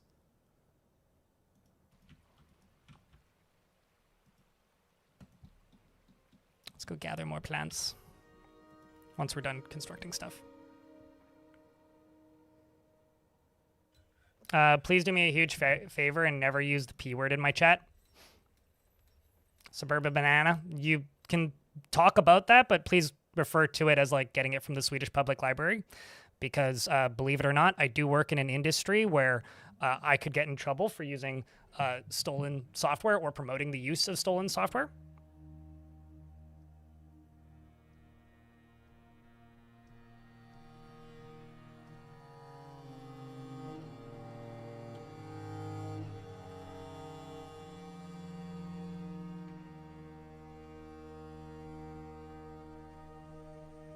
Appreciate it, man.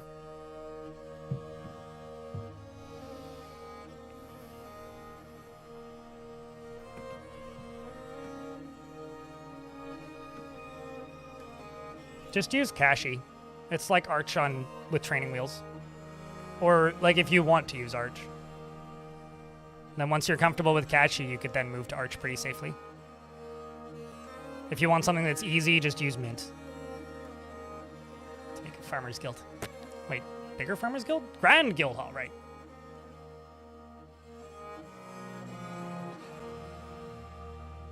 You're suing Arch, by the way. Wait, actually?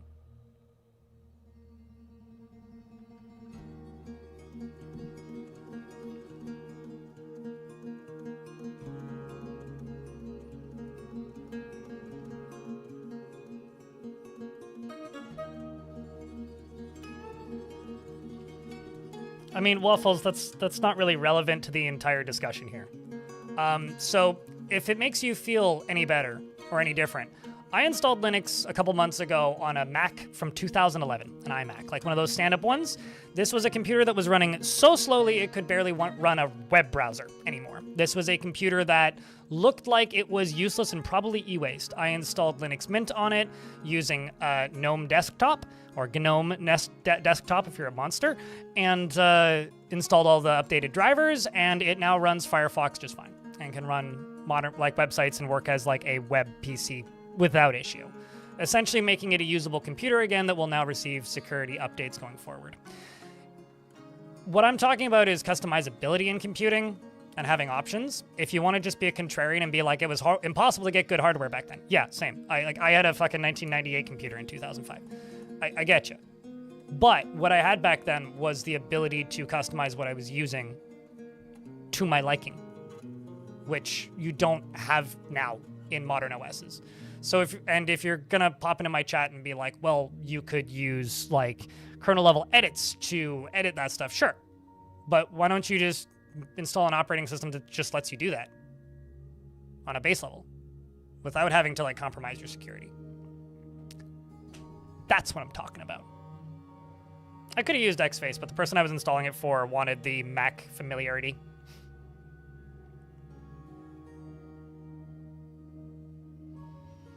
I've got Debian on my laptop.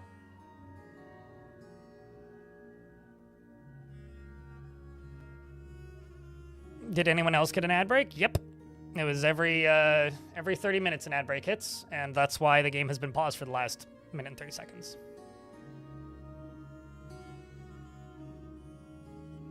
And your kid can play Minecraft on it with a decent frame rate? It's got to have an alright APU in it then. I mean, trust me, there are many benefits to having stuff stored in the cloud for people that don't have digital literacy. Nate's my name. There is a lot of benefits to having offsite backups for things like photos. Like Google Photos or Apple Photos are like actually kind of awesome services for what they are. Same with stuff like, you know, Dropbox or even Google Drive. Like I don't have any issue with stuff being in the cloud necessarily. I have a lot of issue with my operating system not giving me the option.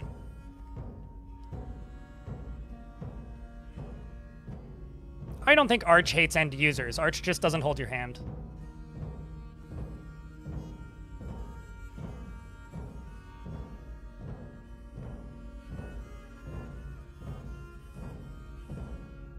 No, I don't have any tips. Unable to learn in YouTube chat. If they aren't using the nest boxes, they won't use the nest boxes. You might have to make sure that your dwarves aren't stealing the eggs and putting them into your kitchen if they are laying eggs. But they'll only sit on the nest boxes if they have eggs and also if they're mating. If they're not mating, there isn't anything you can do about it, aside from try to get more T-Rexes. So good luck. Maybe lock the door, lock them in. And make sure they stay trained. Make sure you don't cook the eggs if they do lay eggs.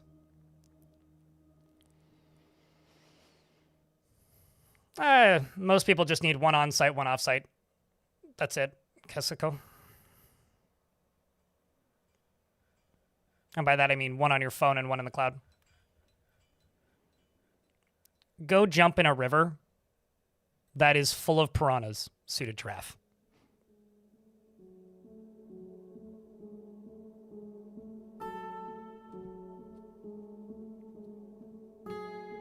Yeah, I mean, unable to learn in YouTube chat, that's the thing that I try to go to my way to show initially when I'm raising animals, is I go into, like, the kitchen screen and I disable cooking eggs and then make sure that my food stockpiles don't contain eggs, because if they do, then the dwarves will just, like, yoink the eggs before the dinosaurs can sit on them long enough to make babies.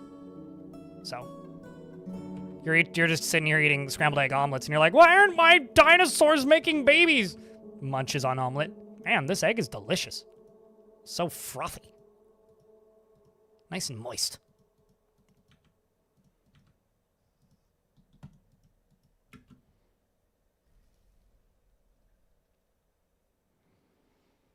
Etch every bit of the image into stone tablets. In this economy? What do I look like to you, a Roman emperor? What kind of delusion of wealth is this?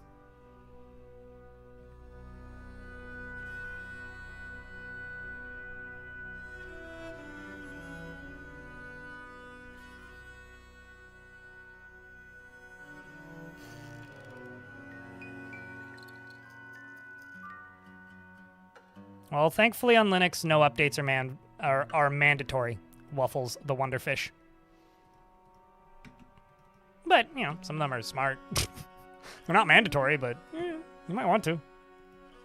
Depending on what the update is. Oh, there's some more coal. We're going to go mine through that.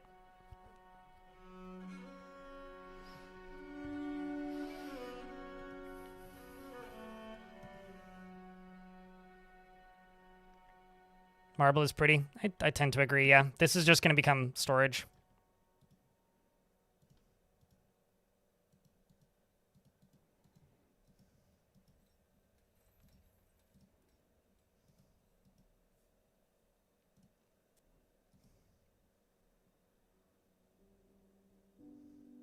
Just leather.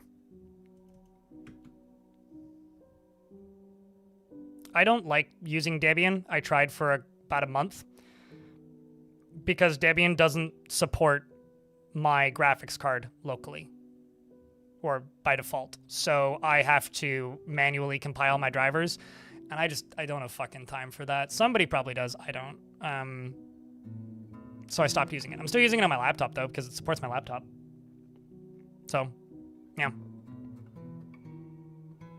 That's why I moved to Kashi, because it supports the non-open source drivers natively, which is useful when you have a graphics card that doesn't have open source drivers that don't horribly suck.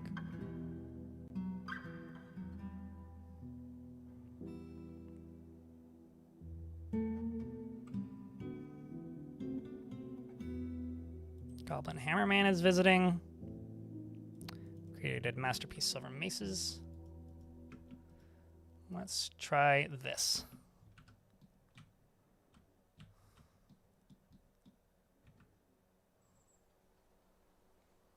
Say, is any of them running this way? Guess not. All right, well, could probably wall this off, but I don't really have much reason to, so.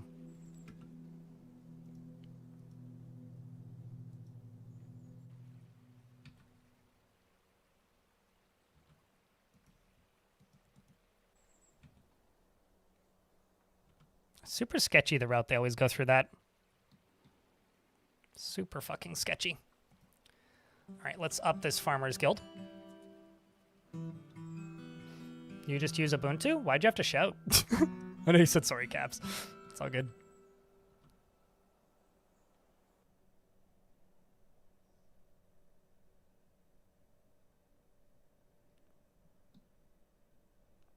Ubuntu is totally fine. Yeah, I don't, like, I think, like, the worst thing that somebody can do as somebody who enjoys open source software is judging somebody for using certain open source software. Like, is there better open source software than others? Absolutely. Of course. But I don't think there's anything inherently wrong with anything. Like, if you're not using Windows, you're already better off. Or OS X, for that matter. Like, if you're using something that's open source, you're already doing better than the alternative.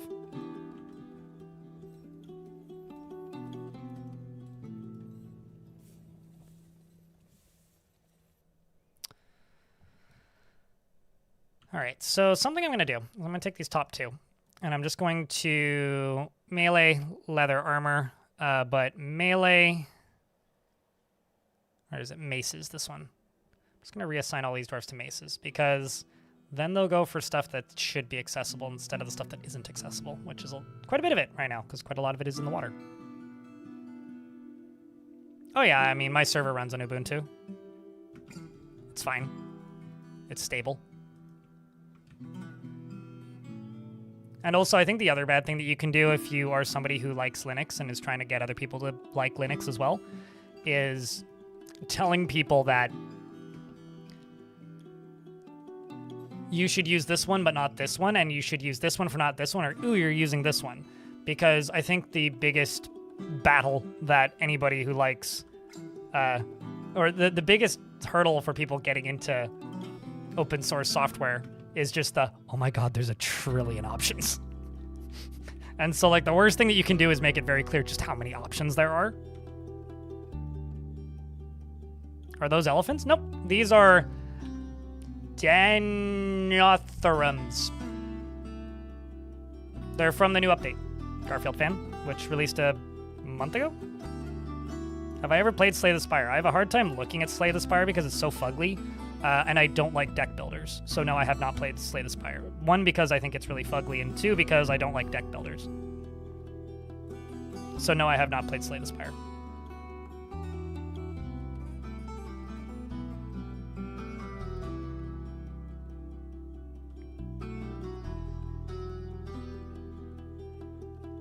I read that and blinked twice. Like, ugh. Yeah, that's all I have to say to that, Suited, is I read that and I blinked twice.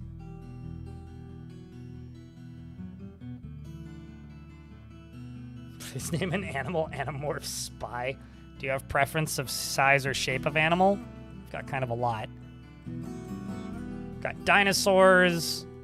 Some of them are tame now, which is nice. I've got these young things. Why don't we give this Animorphs? Oh no, I can't because you're not nameable because you're vermin. I don't know. What kind of animal? Can be any animal. All right.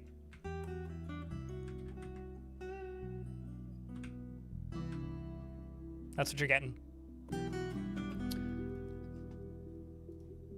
Animorph Spy. Animorph Spy is a shapeshifter. She is not readily moved by art or natural beauty, and she is conflicted by this. She values artwork and its creation. She tends to make a small mess with her own possessions, and occasionally can lose focus on the matter at hand. She's not particularly interested in what others think of her, and she finds obligations confining, but she is conflicted by this for more than one reason. She tends to be a little tight with resources when working on projects, and is somewhat fearful in the face of imminent danger. She is assertive, and she has a tendency to go it alone without considering the advice of others, and finds helping others to be emotionally rewarding. There you go.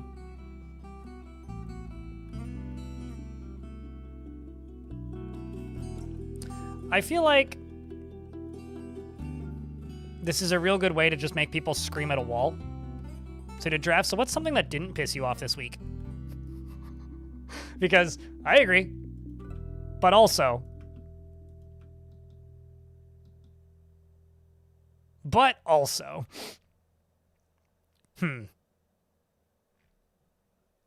Indeed. You bought an airbrush. That's a start. Yay for hobbies. What'd you buy it for?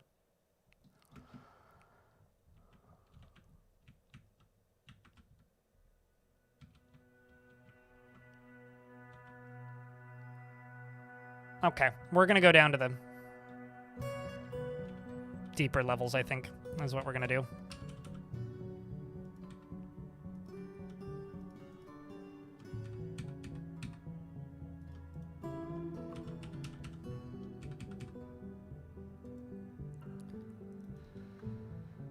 And the other thing I'm going to do is I'm going to actually make this not a fucking murder chamber of danger.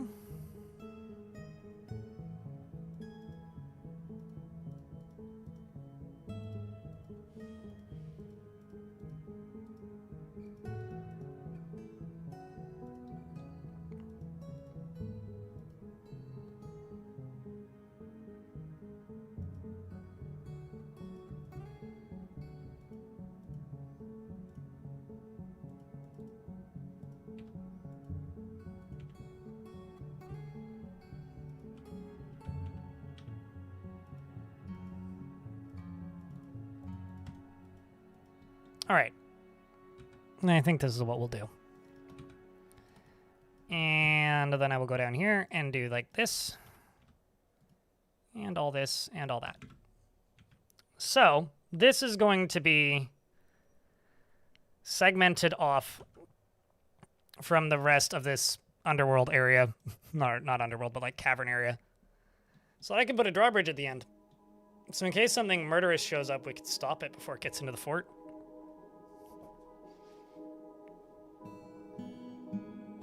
It's only suspect if you have a mind with the maturity level of a child.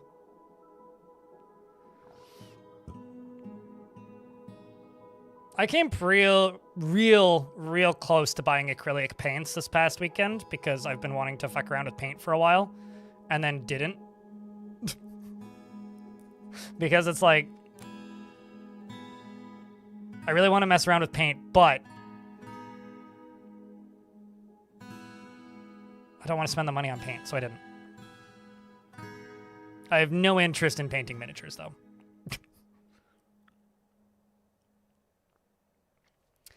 You're right. I slipped and banned my moderator for ruining all of my creative impulses and making me feel like I just have some sort of, inability to draw anything that doesn't make you immediately think penis because you are a immature child who insists that everything looks like a penis.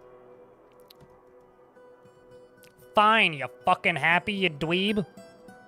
I'm ruining my shape setup.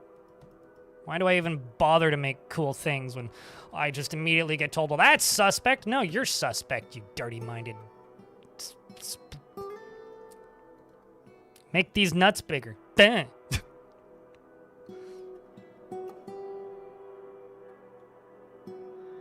Why is blind into paint? I'm not. I didn't buy paint. I'm into pencils, actually. You can't help but see it? I can. Also, apparently we found the Magma Sea. That's kind of wild. Ah, okay.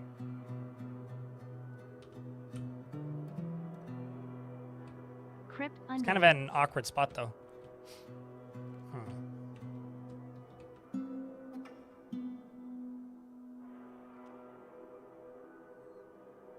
I have no real interest in digital art in any way, shape, or form. So I don't really care if paint.net is free. So's GIMP, but like, it's not useful in my use case. That is the smallest iron deposit I think I've ever seen. It's like this tiny little line. Wild. Crazy, man. Thank you very much for the Prime sub for 4 months, Corson.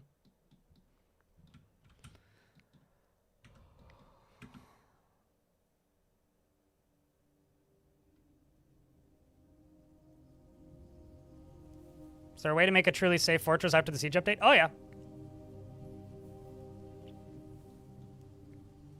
Just make a very defendable space. Trust me, it's possible. I've done it.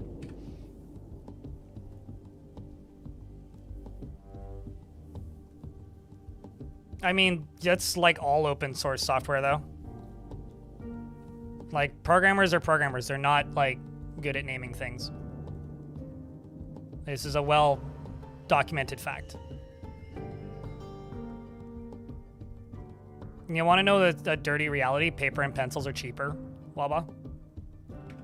No, I have no interest in doing anything digitally because, like, my job is at this computer or at my laptop, and if I'm doing something for personal enjoyment, the last fucking thing I want to do is sit at the computer, which is why I basically never play video games. What is the purpose of this fort? What is the purpose of any fort? What is the purpose of life? I'm building a fortress only using leather weapons and leather armor and blunt weapons. Leather weapons? What? Leather armor and blunt weapons. And what is the purpose of it? I don't know.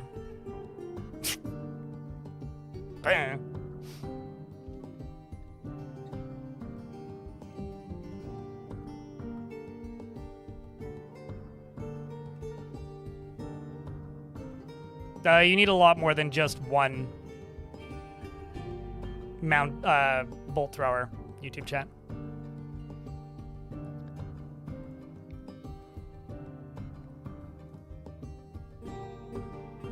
There's no Control Z on pen and paper?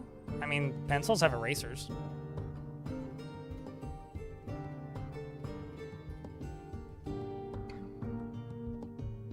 I don't know. I can use art tools. I mean, I use them for making thumbnails and stuff, but I don't know. I don't get any joy out of digital stuff if I'm doing it for a hobby.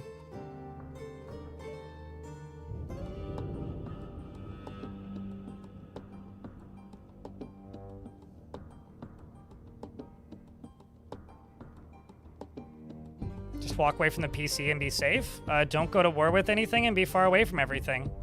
Or turn them off. YouTube chat. Or like set the game to automatically pause when a siege happens so that when a siege does happen, you come back and there will be a siege.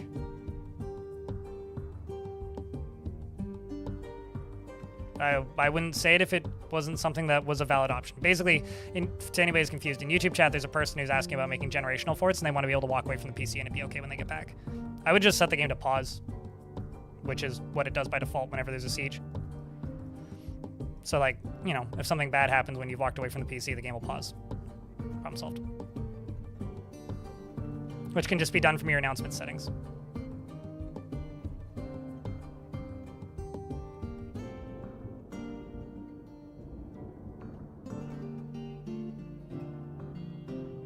Well, I mean, art is something that has skills that are transferable from one medium to another, right? I will say there's something special about having drawings and stuff that are real, but then you realize that I have a billion drawings and nowhere to put them, and half of them aren't nice enough to put on my wall. So, like, the fuck do I do with these drawings? Like, the nice thing about digital art is you can just delete it. Or just, like, store it, because those files aren't that big. Whereas, like, physically on a piece of paper or a board or something like that grows. It's like getting way into woodworking, you know? It's like suddenly, like, now I have no free space ever, anywhere, at all. Okay, this needs its own spot. What do you need? Oh, you're working secretly. You've got everything you need. That's good. That's good. That's good. Okay, so you down here. I'm going to go jeweler times tooler.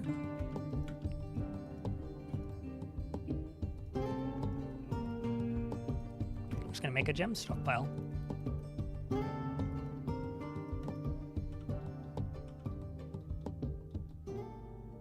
You can get deconstructed.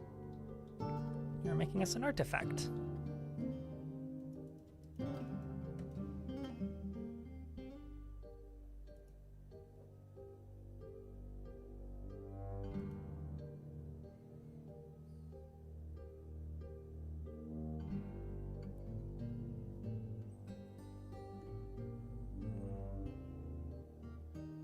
"600 years? Congrats, you've made it further than I have, Ezekiel Omega.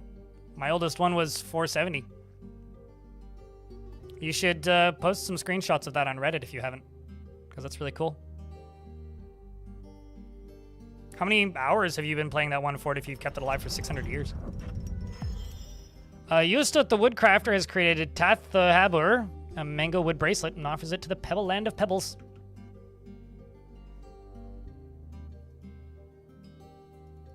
Oh, I got more dinos running around. I have stuff in cages. I do. I've got a weasel. Can train that.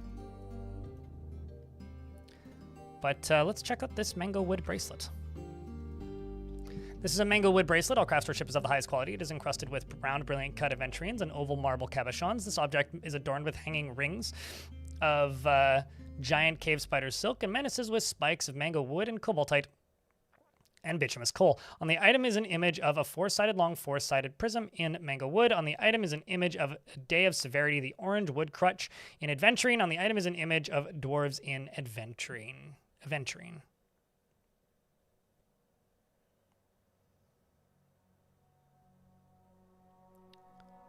On the item is an image of dwarves in adventuring. The dwarves are traveling. The artwork relates to the formation of the Hall of Fells at Pebblebrain in the early summer of 253. So you.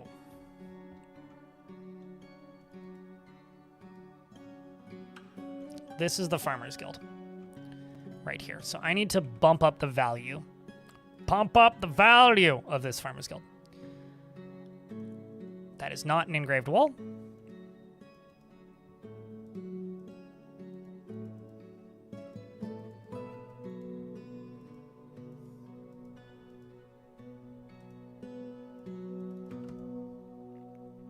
We're going to make a little space for it.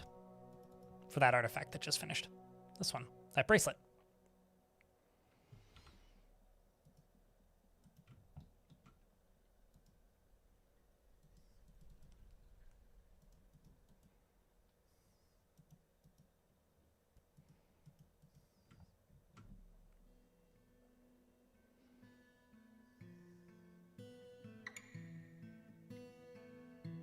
Wait, what do you feel like was a personal attack? Ice Blue?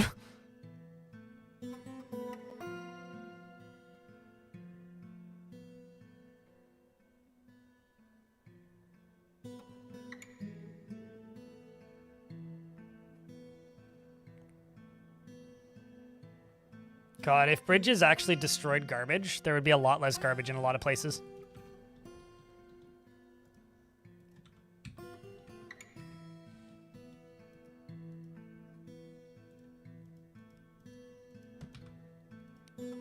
Like a lot less garbage. Oh, the woodworking comment. Well, I'm just saying that you'll have no space for anything.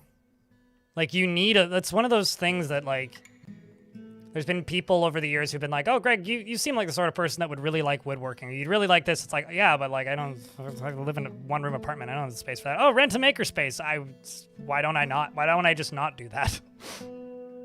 Like, I feel like the reason a lot of people end up getting into things like miniatures is because it is a creative hobby that has the same level of fulfillment as something like woodworking, but doesn't require a garage and then a second garage to put all of your unfinished projects, you know? Like, I don't think you should feel attacked by that. I think that should just be a, yeah, that's relatable kind of feels, but...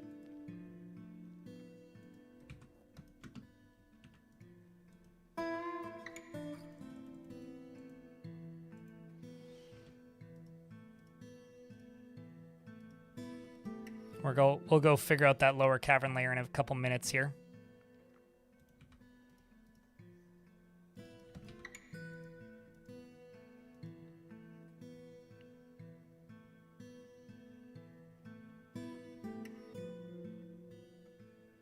So that they can be stored in a folder instead of needing their own room. Yeah, no, that's kind of what you need to do. Yeah, I don't know. I have a few paintings in my apartment, which were admittedly all gifts. Mostly from my aunt, because my aunt is I don't want to say, at what point does someone go from being like an amateur painter or artist to being a professional? She was an art school teacher for years and still works very part-time as a substitute art teacher, and like has shown art in like displays and what's the word?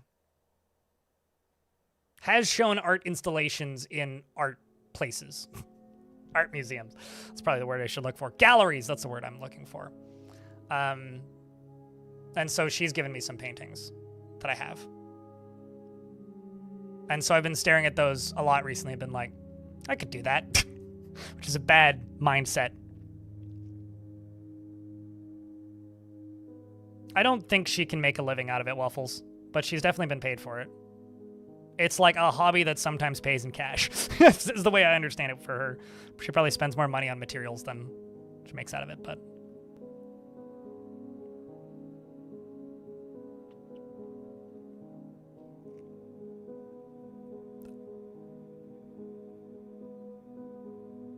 Fiber Arts says life in constant fear of moths. Man, I've got constant fear of moths in my tent, like my camping gear. She could make a living out of it if she tried really hard, probably, Waffles. What was I going with for this? Pedestals.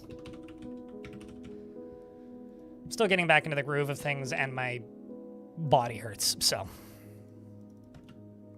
I'm very much I just took a couple of days off. Now I need 5 more days off to recover from my couple days off.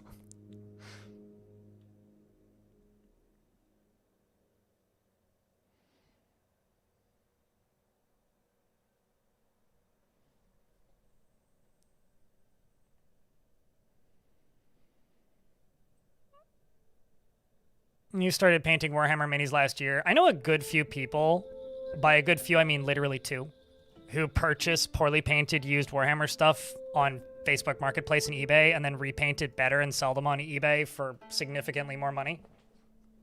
Like double your money pretty consistently kind of level of thing.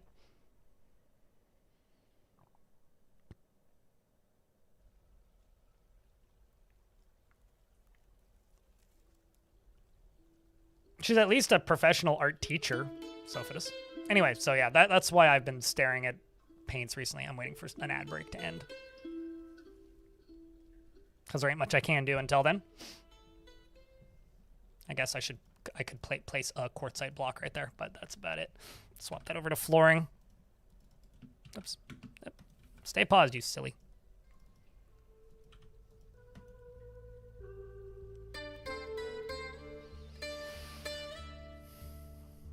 Although I will admit, I get paid to play video games. I really hate thinking about myself as a pro gamer. Like, nothing about that feels right. And will probably never feel right. For whatever that's worth. Let's check the gear status on these guys. Need more leather leggings.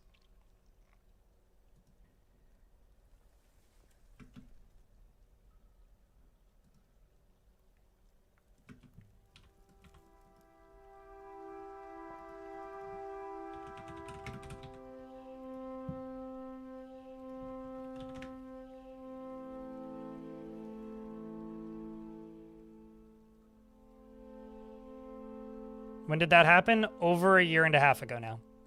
No, that does not include Forgotten Beasts or other things. So animals are animals in the caverns. Forgotten Beasts are Forgotten Beasts. Invasions were specifically the little armies of dudes with weapons that would ambush you in the caverns. Those are disabled. For a while there was no Olms or Forgotten Beasts or anything appearing in your caverns at all because the caverns would get filled up with these stealth invasions. That was a very specific thing, which means everything you see in the game right now is as intended without the invasions. It was like around the time Adventure Mode released that got disabled.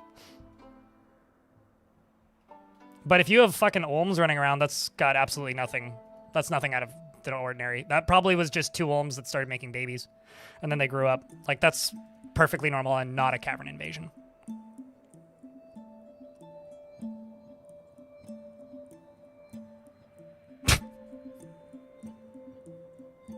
That's all I can say to that. It's halfway the gamer.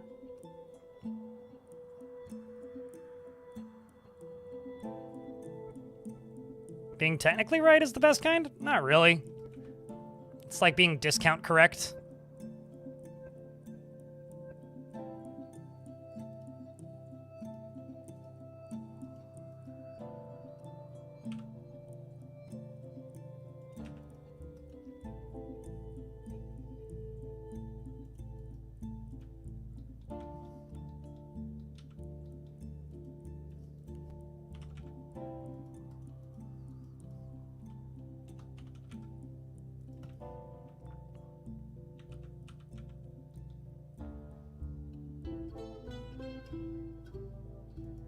I feel like those are different ways of wording the same sentence, Wawa.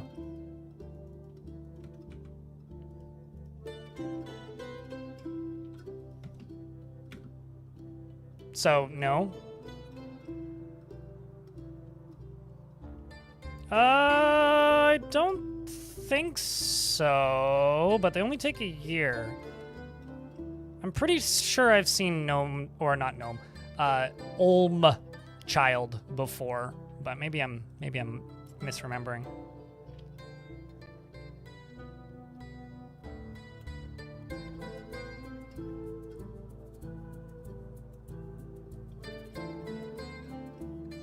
But yeah, I would just run in there with a fucking squad and just murder all of those pathetic little Olms that you're so scared of, Nate. I mean, if they were Olm people with spears, then yes, that's an invasion. If they were just wild animals that were Olms, then no, that's not an invasion. That's just wild Olms. Why do I keep saying gnomes? Olms. I can't say the word Olm today. My vocal cords are calling it quits.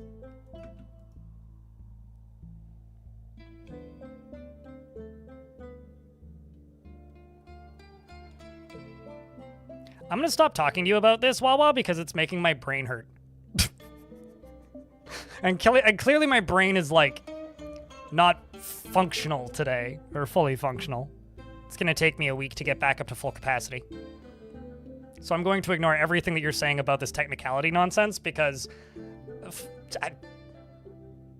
see previous statement.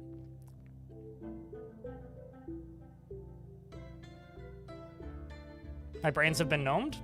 I did spend 5 days in Armstrong, BC, in 40 degrees Celsius, listening to death metal.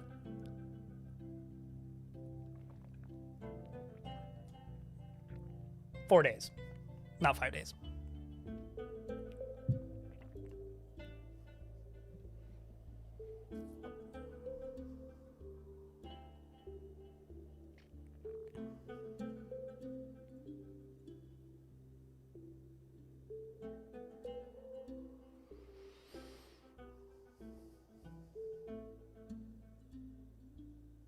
In my case, it's both, Clint.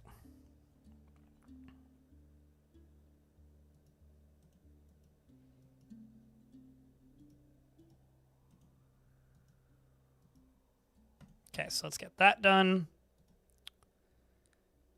Go over to here. Have you not made a single fucking pedestal yet, you lazy sons of bees? Oh. Like, have you not made anything that I need yet? No, because they literally ran out of boulders. All I have right now is charcoal. Of course, they have none, because they ran out.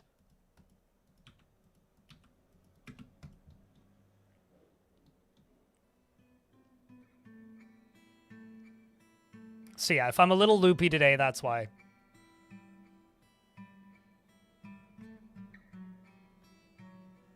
Yay? That reads like good news. Ice Blue.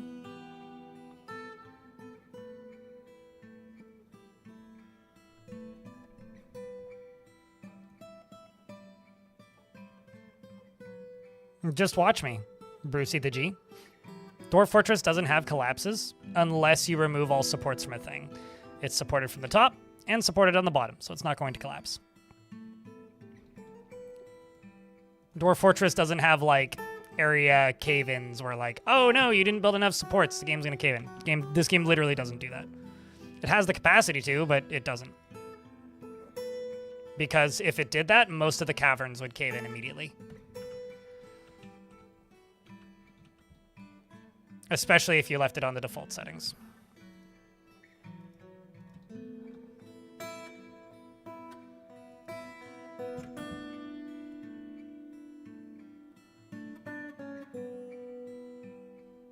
So make smaller bridges. Then you'll be at less chance of, like, you'll be in less of a dangerous situation when it comes to opening and closing the bridges. But no, you could dig out an entire layer and nothing is going to cave in.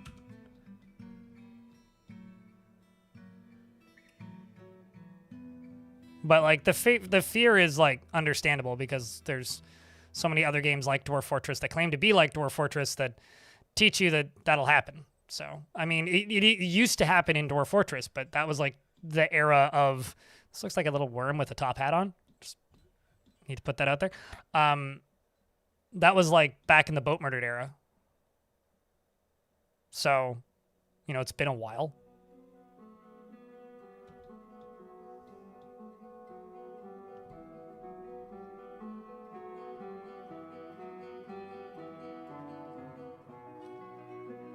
Although, I like to tell this story because I think it's genuinely funny.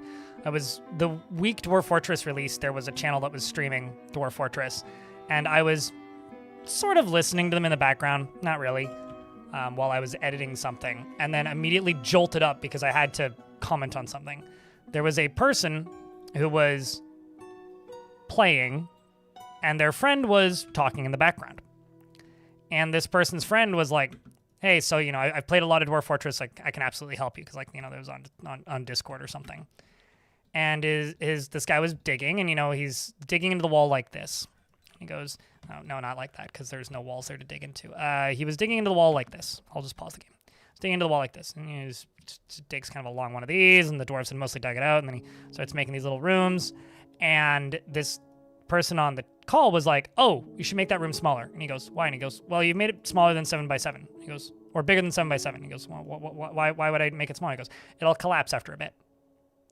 And then he goes to shrink it down, and I popped into the chat, and like, that was removed from the game in 2008.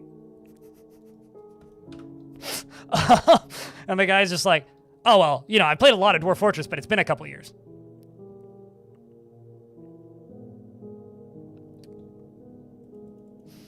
Yep. It's been a couple years. Captain Abby Lance wants to join for the purpose of eradicating monsters. You know what? Sure, why not? I'll take a Goblin Hammerman. That sounds fun. Why not? What could possibly go wrong? We say Goblin Hammerman in the fort.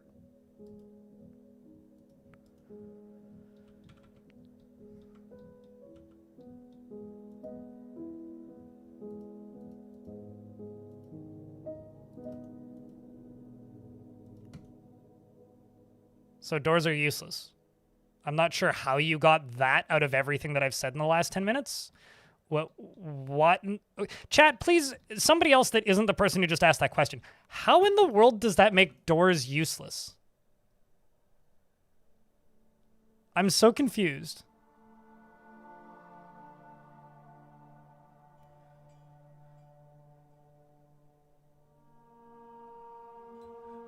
What does that have to do with tombs? No, I just looked at chat and I just see, so doors are useless. What? What the fuck makes doors useless? Where was the context for this? I'm scrolling up. I don't see anything. Like, nothing was said about doors. When you scrolled in your base. For what? Like, what? I mean, they just need 4 walls, and a door counts as a wall. So if you're designating multiple at a time, sure, they're useful, but what? People have such extreme statements on the internet. It's wild. Where I'm just like, yeah, no, you should do this thing this way. So that's useless? It's like, no, no, no, no, no, no, no, no, no, no, no. What? Excuse me? That's your takeaway from this?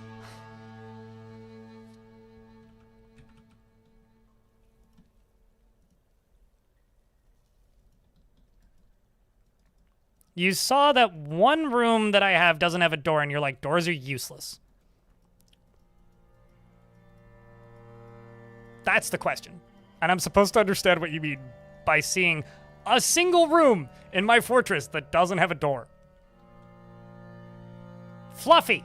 Nick Paw. Fluffy! Anyway. I like cookies. You hate cake is actually a really good describer from the YouTube chat. It's like, I enjoy waffles, but pancakes are better because... I like waffles. I don't know, man.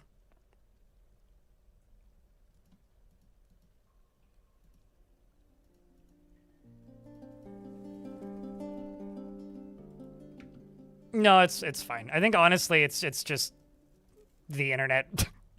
People like type the way they talk, which doesn't always read all that coherently, which is fine. But no, I don't have doors on those because they don't need them. Is why they don't have doors, and I don't feel like making extra doors.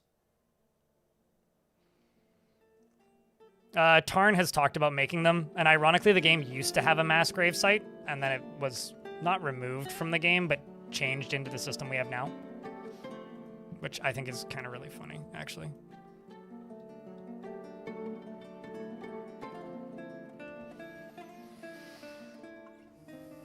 But no, doors are extremely useful, and you should utilize them to the best of your ability.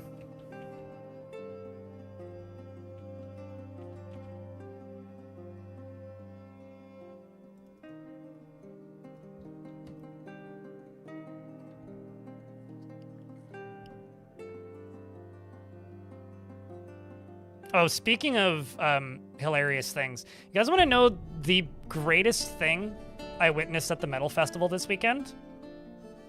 I don't have video evidence of this, and I don't have footage of this.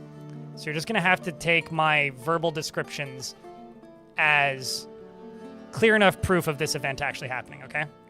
So I was walking back to my campsite in between sets because a band that I wanted to see had just finished, and it was going to be a bit before the next band I wanted to see. So I was walking back home to go, like, cool off. It was way too hot. And I saw these two dudes sitting directly in front of each other in camp chairs, like looking straight at each other, knees basically touching. In between them was a little camp table with one of those Milwaukee brand, like, work site stereos in between them, playing some song by Cannibal Corpse. Couldn't tell you which one. It was a song by Cannibal Corpse. And they were both perfectly lip-syncing along with it while making perfect eye contact, both holding, like, the super tall, like, 700 milliliter cans of beer. And during breakdowns, they would stop and chug and then go back to lip-syncing without breaking eye contact. I watched for about 5 minutes. The song changed and they kept going. I don't know how long they did that for.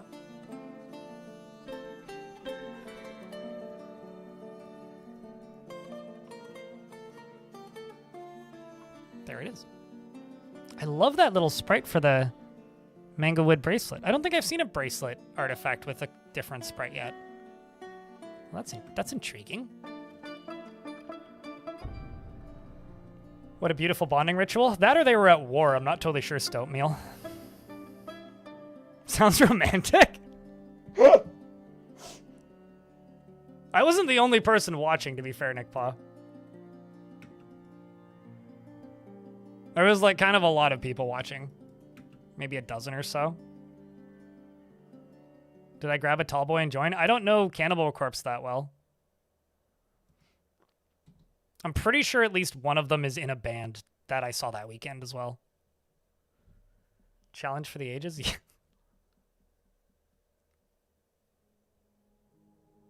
was also too busy drinking water because it was way too hot out to drink beer. Don't ruin their date. I don't think that's possible. How much value does this thing have? 8,000, so that should be good. There we go. Okay, it hasn't clued in yet. Wait, is this... Okay, there we go. It's now up high enough.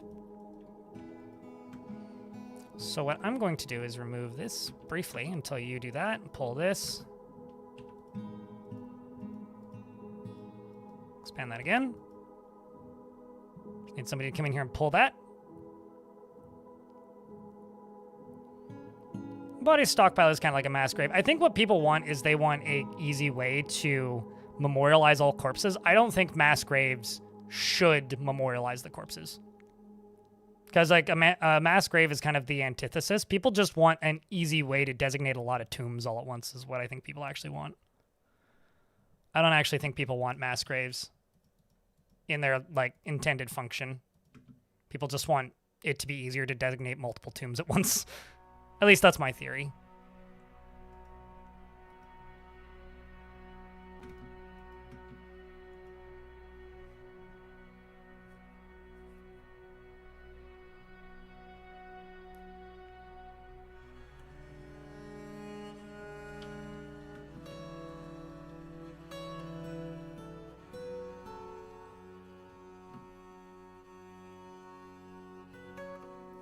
Why my hunters not hunt if that is the only work they are assigned? They have ammo, they are standing, no job. They're not near enough to the wild boars. Also, don't hunt. It's tedious, annoying, and inefficient. It's easier to just put traps everywhere. Those are my 2 pieces of advice. Goblin Hammerman has given us some rumors. What are those rumors?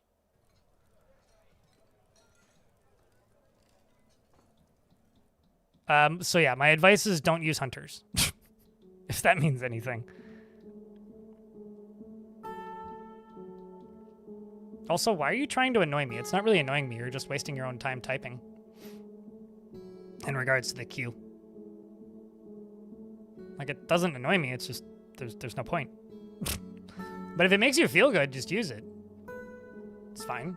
But it won't make me see it faster unless you at me, which you know. Do I want to go attack them right now? I kind of do. Splash Cruel. What I really want to do is sneak into Doomdub. But I wonder. Diplomacy. Make peace. Let's see what Shem can do. I'm actually kind of curious.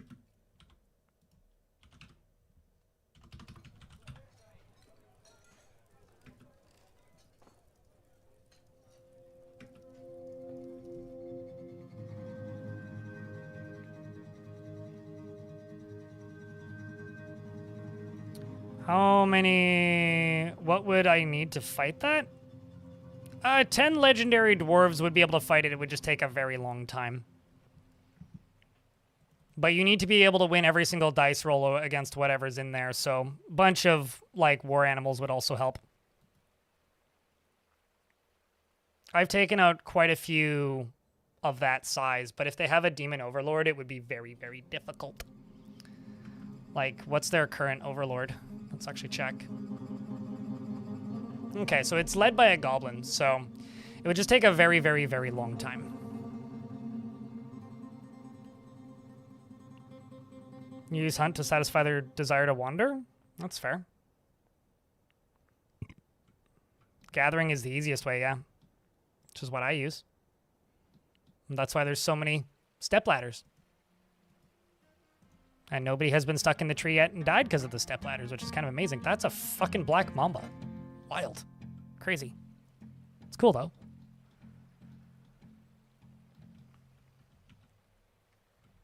Is there a dinosaur down here? Not that I'm seeing. There was one.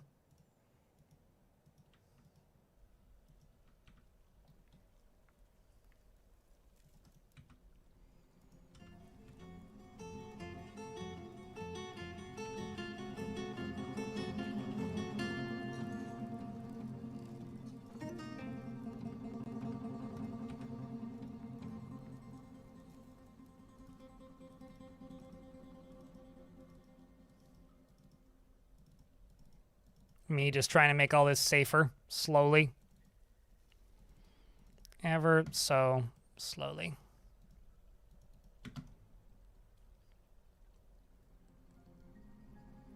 Or one sneaky drawbridge. Are they all standing under the drawbridge? Because if they have a single troll, the goblins would win. Because the troll can block it from falling and then crush it. It can also topple it. Safety, what's that? When things die the way you expect them instead of unexpectedly.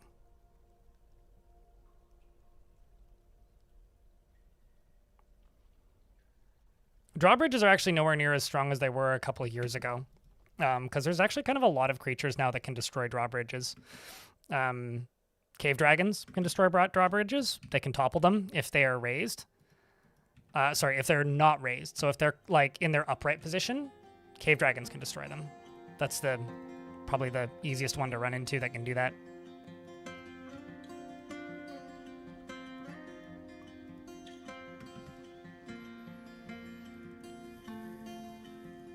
Hot weather clothing recommendations? Less of it.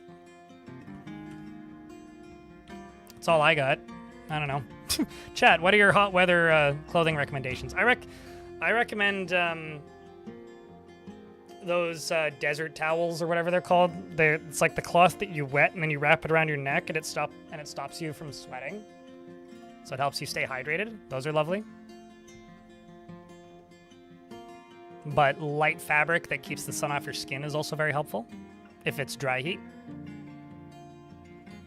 You're currently in your boxers, but you've got to go outside in something more respectable? Nonsense. You just need to put on a hat and a cape and then insist that you're a superhero. And that is your religious garb as part of your super religion. So that if they destroy your rights to go around in a cape and underwear, then you can go after them in court. Oh, Crocs, of course. No, I mean, yeah, you don't want to burn the feetsies.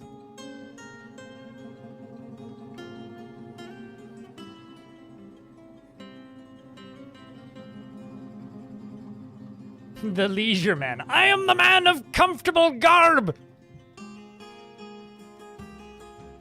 Join me in my quest to have, I don't know, no chafing? I don't know where I'm going with this.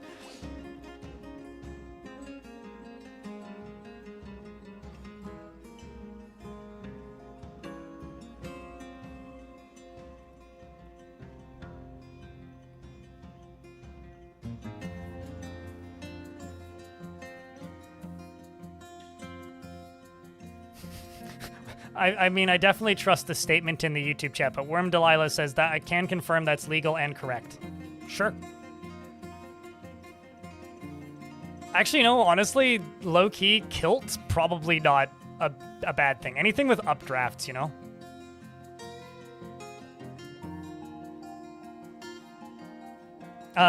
Although, jokes aside, hot weather, if it's sunny, sun umbrella, just actually take an umbrella. Like, you'll look dumb as hell, but trust me, being outside in an umbrella, with an umbrella, in that kind of heat is glorious. Because it's the best possible way to just never really have to, you know, completely hate yourself when it comes to the, like, need to be able to deal with the sun. I'm a big subscriber to the theory of just bring an umbrella. Yeah, bring your own portable shade device. Or a big fluffy hat. Wide-brimmed hat. Whatever works.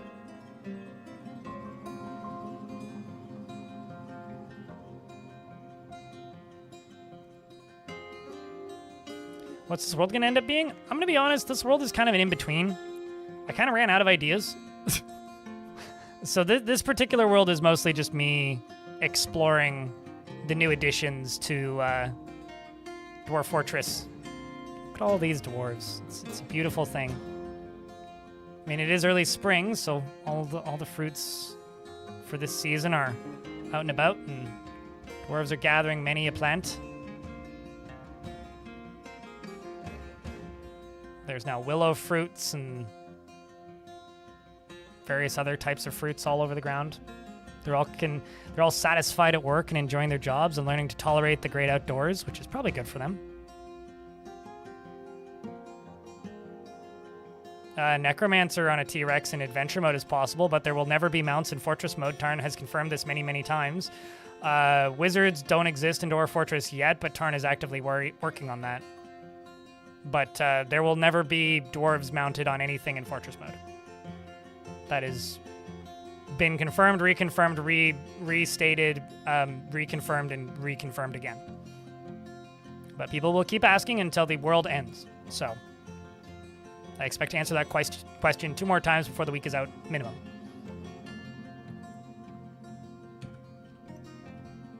It's a very human thought. It's normal. Why no mounted in Fortress, though? Why do I have to answer the same question that Tarn has to answer this, like, repeatedly, constantly, forever, when it's been answered in many, many videos that I've made?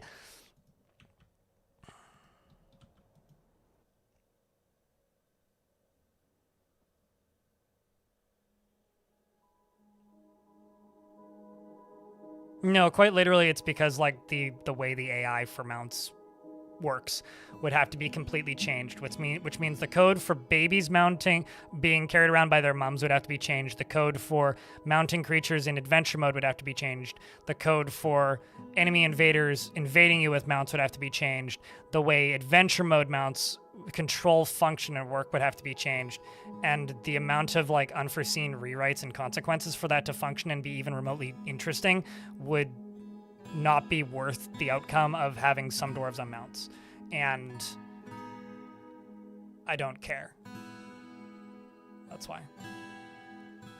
20 years of tech debt? 20 years of never planning to add a feature that the developers don't want to add. That's not tech debt.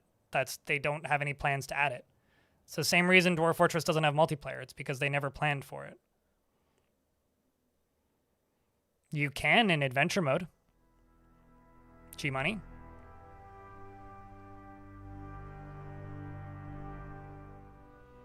I met a level 10 wizard at the Metal Festival. Bone Doll. He had about 20 beer cans duct taped together in the form of a statue, or of a staff, and he was wearing robes made out of what looked like a very thin, light morning coat. And he had a big hat on, and a fake beard. And he said that he was a level 10 wizard. And that meant that he was qualified to run the drinking games. And they were all BYOB. Seems almost a necessity. Not in the slightest, but it can be useful.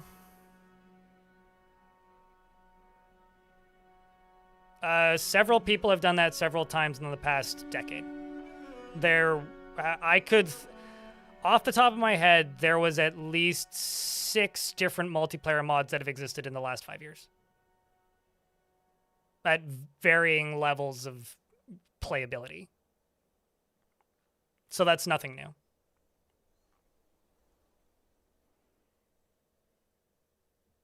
Yeah, there's 2 that are actively in development that I'm aware of.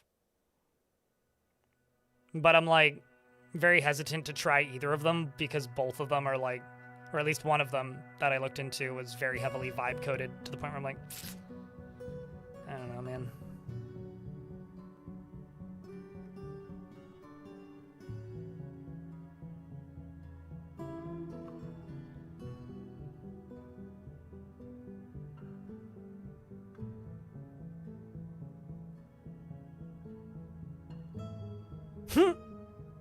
It's very funny, G-Money. I mean, what's useful about mounts is having something to put your extra stuff on in adventure mode. Like, that's really it. It's like the carry capacity.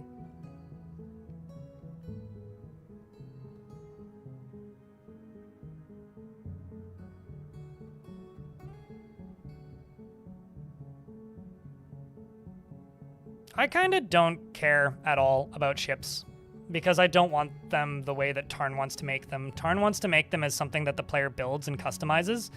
That just sounds slow and tedious to me. If they were just wagons that went on water, sure. but I ships are one of the features I could not care less about.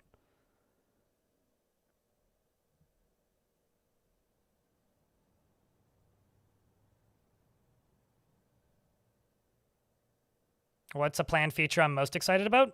My answer is always whatever Tarn's working on next, which currently is magic. And oh wow, that's wild to me. An elven caravan from Zepave Zyquinthi has arrived. Your status as a middling land has attracted more trade than usual. Overall, trade sentiments are very good. Even though they yelled at me last time they were here for chopping down all their trees. I mean, cool.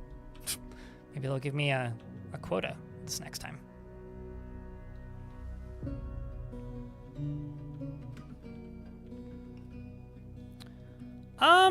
I think, you know what? Okay, none of this exists in Dwarf Fortress, period. But, you know what I would like a lot more than boats? The ability to go up to the overworld and center on your fort. And maybe click on your fort. Maybe click on something else. And what if there was a capital project button here, where you could send a request to the Mountain Home to do a capital project. And a capital project could be any number of things. A capital project could be a road. A capital project could be a tunnel. A capital project could be a bridge. A capital project could be a fort. And by fort, I mean like these little castles that the humans build, like these things. A capital project could be a new mountain home. And then you would have to send a messenger to go petition for the capital project. And if they succeed, then they would give you a list of materials. And then you would donate some of your workforce and those materials. And then on the overworld appears a road going from place A to place B. And I think that would be significantly more, like maybe a boat could be an option there as something for that. I don't necessarily need to physically build it myself or see it. I just want, maybe you want to get over, skip this landmass without having to walk all the way around. Or maybe you want to go to that island for some reason. Maybe your next fortress, you want to get to these volcanoes and be guaranteed to have trading. So you could do a capital project from here to there. Capital project from there to there. Capital project from there to there. And capital project from there to there. Or just from here to there, or whatever. Like, that is 1,000 times more appealing to me than having to physically do something like that. Like, it would be really cool if, like, oh, you're going to build a road, which would just bring a lot more traders and more visitors, kind of thing. Like, that to me, like, when people talk about things that they want added to Dwarf Fort, I'm like, yeah, okay, I don't disagree with this, but, like, right now we don't really have the ability to capture a lot of different types of animals on one map, right? Well, what if you could put, like, a hunting and trapping camp out here, which once a year delivers a small, like, you know how you can demand tribute? Maybe once a year it would deliver tribute of whatever they caught, So, like, they bring you some leather, a barrel of meat, and, like, 2 chimpanzees that they caught in cages, or whatever is in that area. Like, something like that. Like, that to me is infinitely more interesting than, like, making me go build a boat. Because realistically, if Tarn adds the ability to build boats, I'm probably going to do it once and then never again.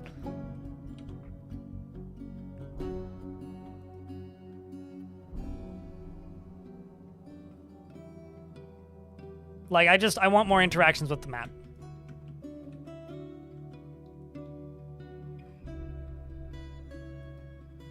This dwarf's going to go read the tea leaves. But I know that, like, as part of the updates that Tarn's currently working on is we're supposed to be able to muster mercenaries out in the overworld that will be things that we acquire by bugging your local helixes. So that gives you more reason to want to have helixes in your forts, I'm actually going to shut off the upper level gathering from that side, because then I can just focus on in here for that, because that's a lot of jobs right now.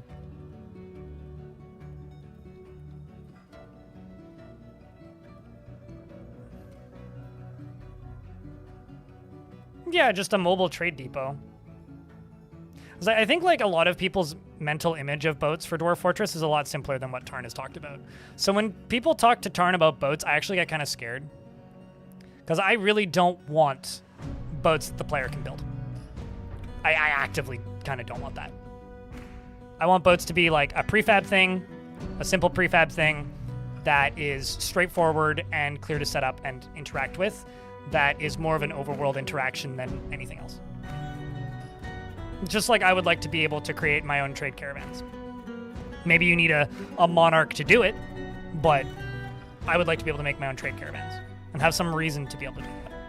I don't even know what you're asking in the context of, and so I assume it's bullshit and you're just trolling, so I'm going to more or less ignore what you said. Suna Giraffe. I have no idea what you're talking about, so I'm going to assume it's bullshit. I caught a black mamba, I caught a whatever that is, and a whatever that is. That's just adventure mode in regards to Dwarven Raiding Party.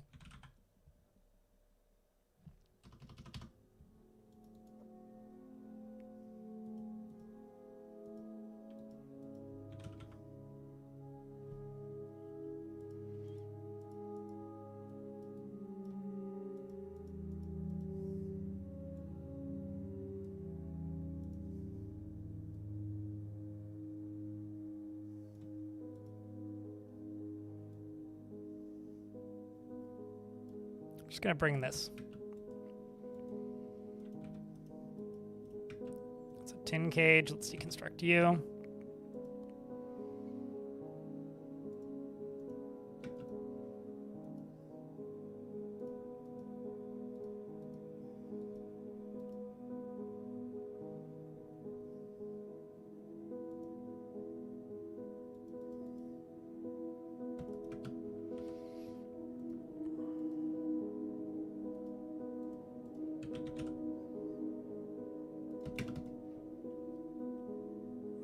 Thank you very much for the raid.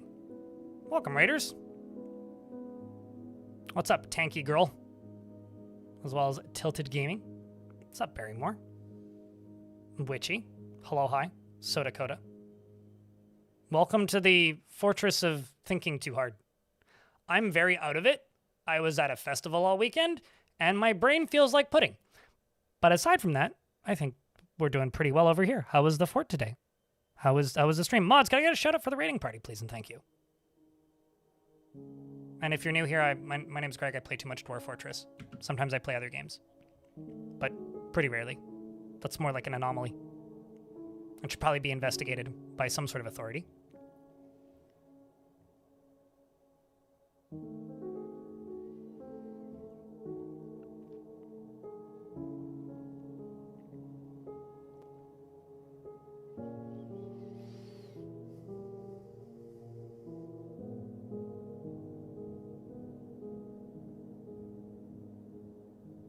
A fey mood, perhaps. Strange mood at the very least.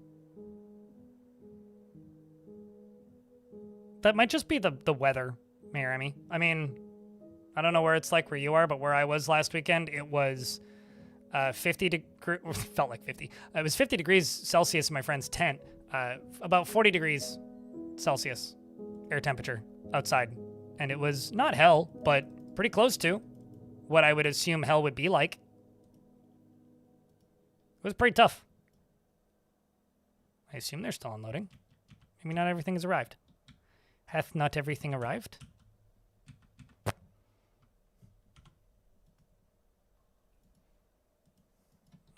Let's try again. They'll be ready soon. Still unloading. Okay. We'll wait.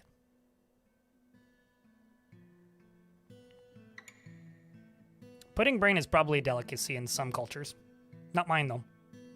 That's too hot to exist? Yup.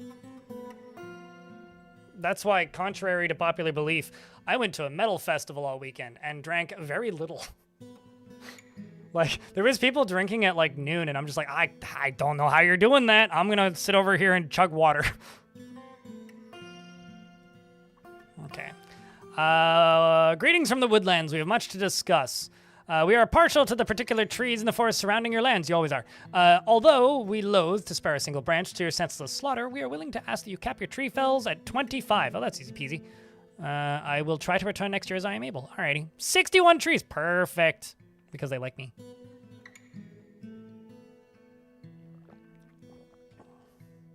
Minus the weather? Yeah. It's okay. They had very large heavy metal fans, which helped keep all the heavy metal fans cool. By standing in front of the heavy metal fans. I'm not actually joking. There was just giant fucking swamp coolers everywhere. So it wasn't too bad.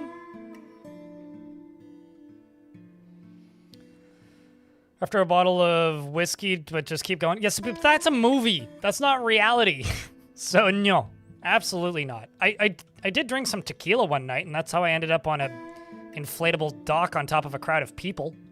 But that was fun. Not that I would recommend anybody do that at home.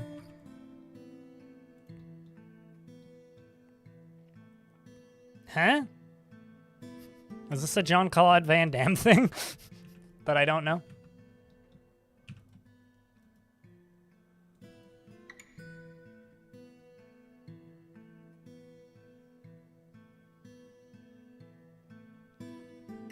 Celsius is a drink? Celsius is a drink. Sure, but it's also a form of temperature. You know, your username is starting to really check out unable to learn. It's like, there's a local band out here that has a bunch of songs about Lord of the Rings. And he's like, we wrote this song. It's about my favorite book, about a hobbit who takes a ring and throws it into a volcano to destroy the Dark Lord, and somebody in the audience screams, "That's a movie, dumbass!" That's what that reminds me of. That's a movie, stupid.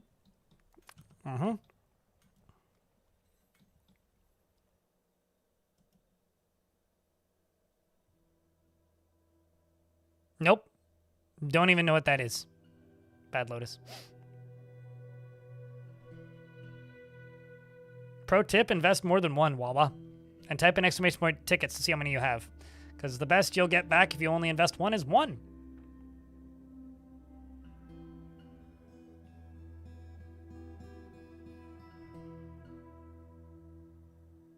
Yeah, and it's called... well, actually, no, I was going to say it's called Arizona, but in regards to hell is a place on Earth. What's this investment game? How have you been in this chat for as long as you have without figuring that out? You type in exclamation point tickets, you see how many you have, and then you can invest them to win more if you want, or you cannot. Either's fine. A man who falls in love with a woman who's really a cat. That's really funny with modern context. Like, that's really fucking funny with modern context. Especially in a world where anime exists. That's very silly. What am I supposed to do with that information now that I know that this exists?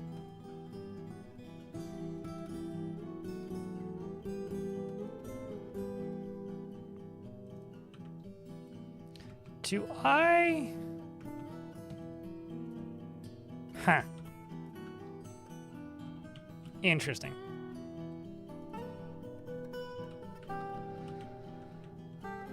Interesting. Okay, well, I should probably butcher some creatures to get a supply of leather up and running again, because...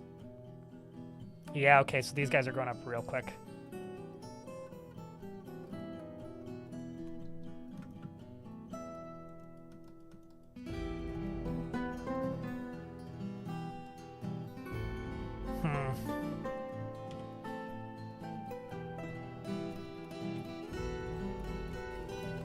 So all the ones that are just trained, I'm going to butcher.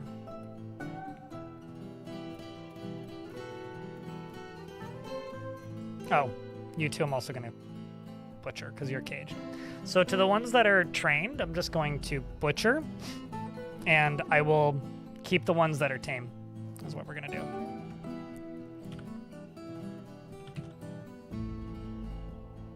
I'm also going to butcher the Black Mamba.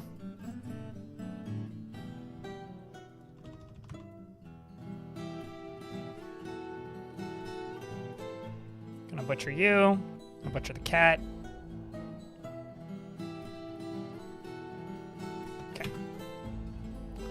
there we go. Getting some more animals slaughtered, which is gonna up the leather supply again. So we've been running low. Go get him, Bebel.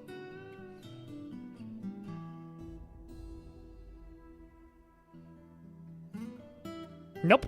No idea. Although I'm not super well versed in like cartoons, especially if they weren't like oddly specific to the region I lived in or live in.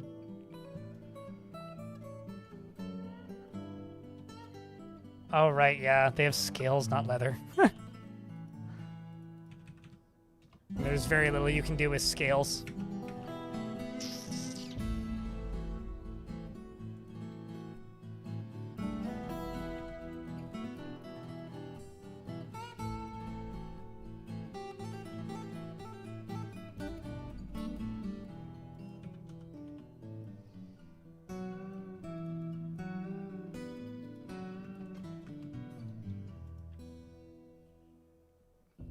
Current track is sick. Well, I hopefully it's not sneezing too loudly or something.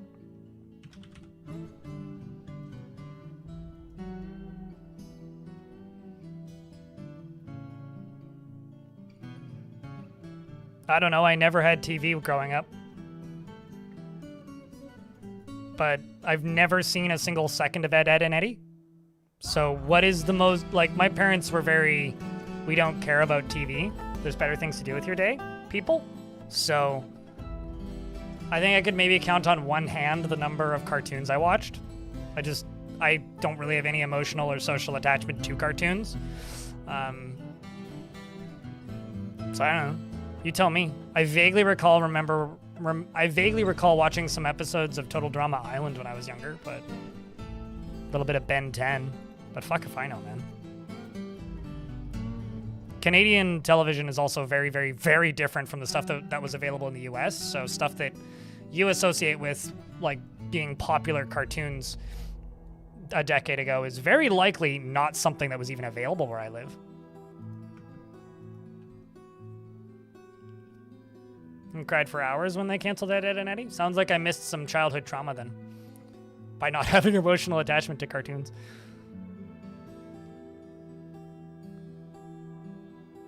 It also saved me from having any interest in really watching anime. I watched like Avatar: The Last Airbender because my ex wanted me to see it. So I watched that. I've seen that. I've seen all of the original of Dragon Ball, same reason. Most of Dragon Ball Z Kai, same reason.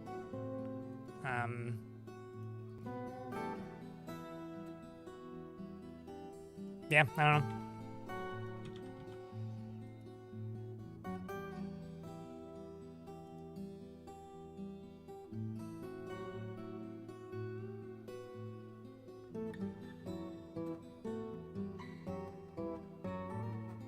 No, it's not weird. I would actually say that my parents had the right idea that there's better things to do as a child than watch TV. Like, not to be too real, but like as a 30-something now, I don't think many kids should be sitting on an iPad at the age of 5 or 10.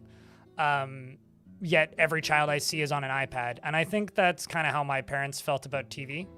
Is that they watched people that they knew just kind of rot on the sofa watching television all the time. Like, yeah, it's okay once in a while, which is why we had movies. You know, like, we were allowed to watch movies on occasion when it made sense.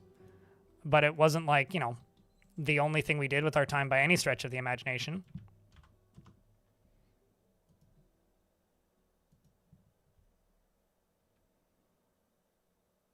Yeah, it's a good question. I kind of figured they hadn't all made it. No. Something happened there. Not sure what. I guarantee you there's, like, an animal somewhere out here that is like stuck or got attacked by something. It's got to be what happened. It's almost always what happened. It's okay though.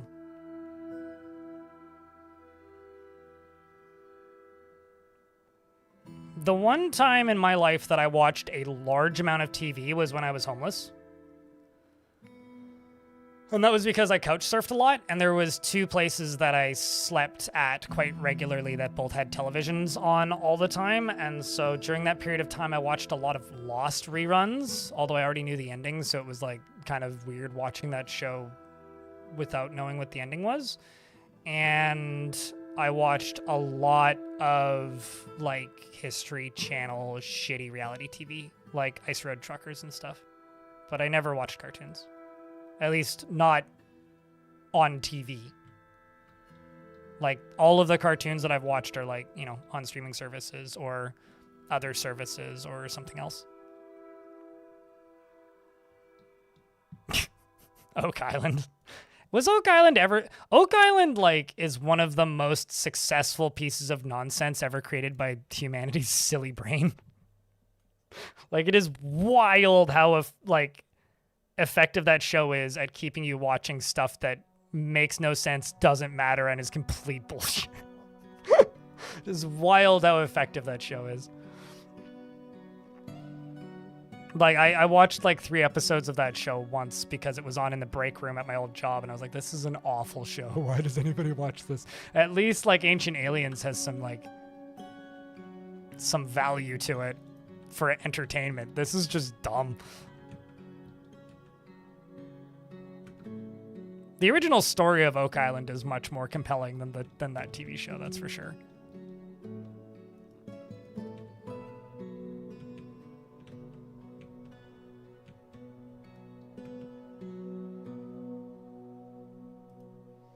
Ghost shows have been doing that for years as well. I would argue ghost shows are significantly more entertaining, though.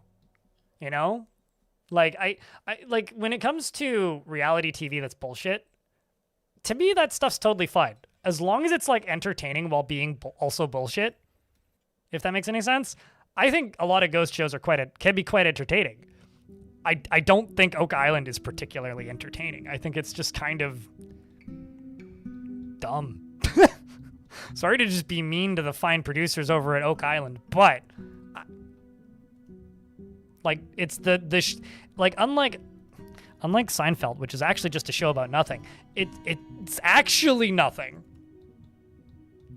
The treasure is the ghost, sure, but like, watching people walk around in a dark room and going bah when they get spooked by something is way more entertaining than watching people like sort of break work safety laws while doing kind of sketchy things on a random island that they bought and then occasionally finding a coin. You know? Like, if I'm going to choose a ghost, I'm going to choose dark room and sketchy barn and probable, like, concern of getting tetanus versus,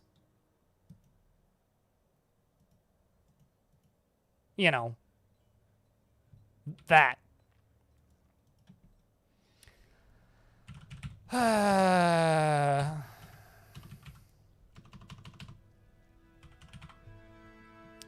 What?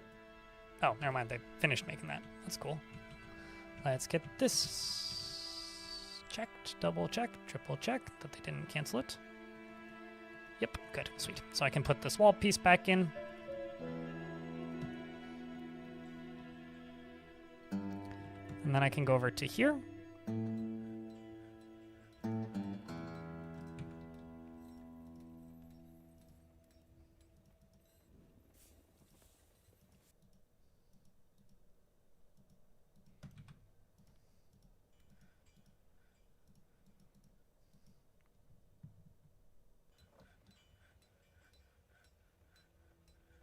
The only trauma I have from Oak Island is hearing the music come on when the episode's starting, going, oh god, this is what I have to deal with on my lunch break again? I would rather watch Pawn Stars.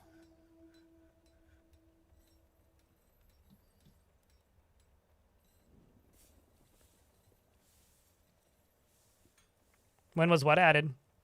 Shadow of...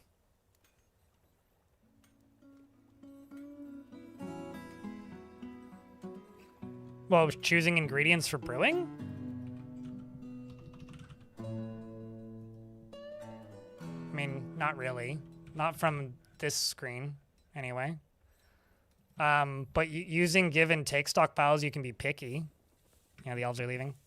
I don't know what I did to screw up on that, but I did something.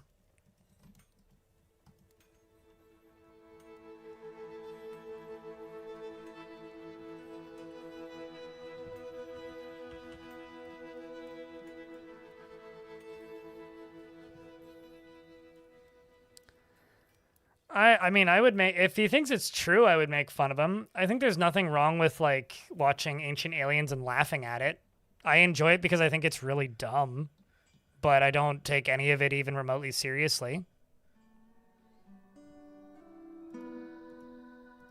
Like, I think when people start taking stuff like that seriously, I get a little worried, actually. Because, like, that's just not healthy.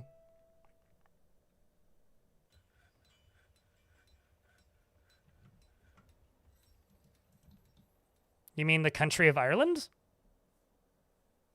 Halfway Gamer?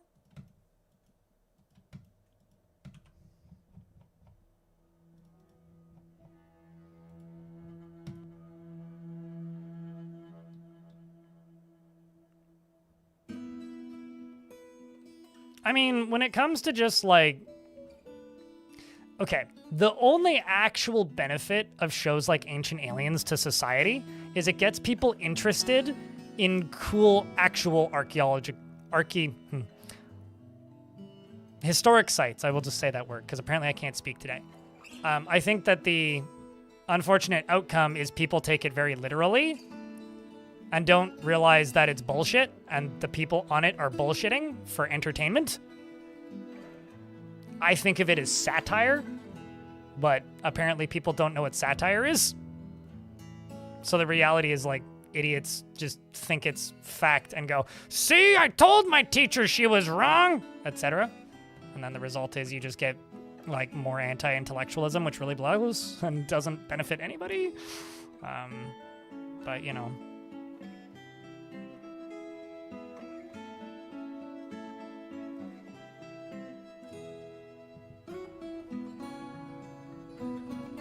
I'm breeding fruit flies in my living room. Does that count?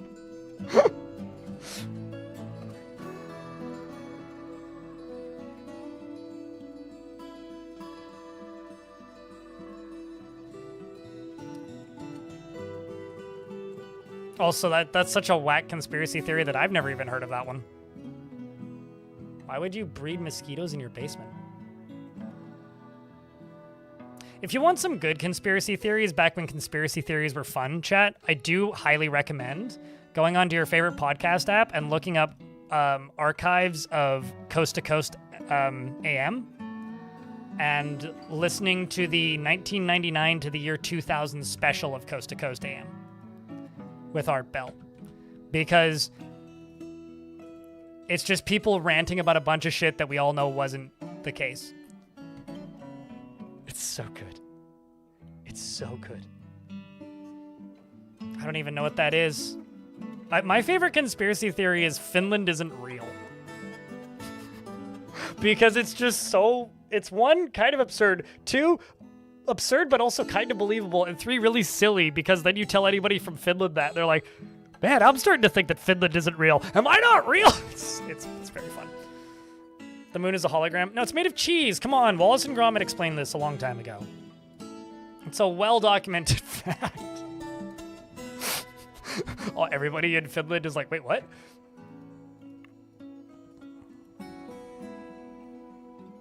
The conspiracy theory about Finland isn't real is purely based around fishing rights. Thanks for the subscription, Mayor Emmy. Appreciate it.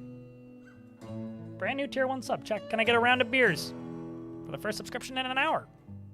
Appreciate you, friend. It's good to have you. Also, Finland is in fact a real country. That's all. Just like Canada is not on the moon, as much as sometimes I wish it was, because god damn, it's probably cooler up there, and also it would be nice to be further away from crazy people who are unfortunately close to my borders.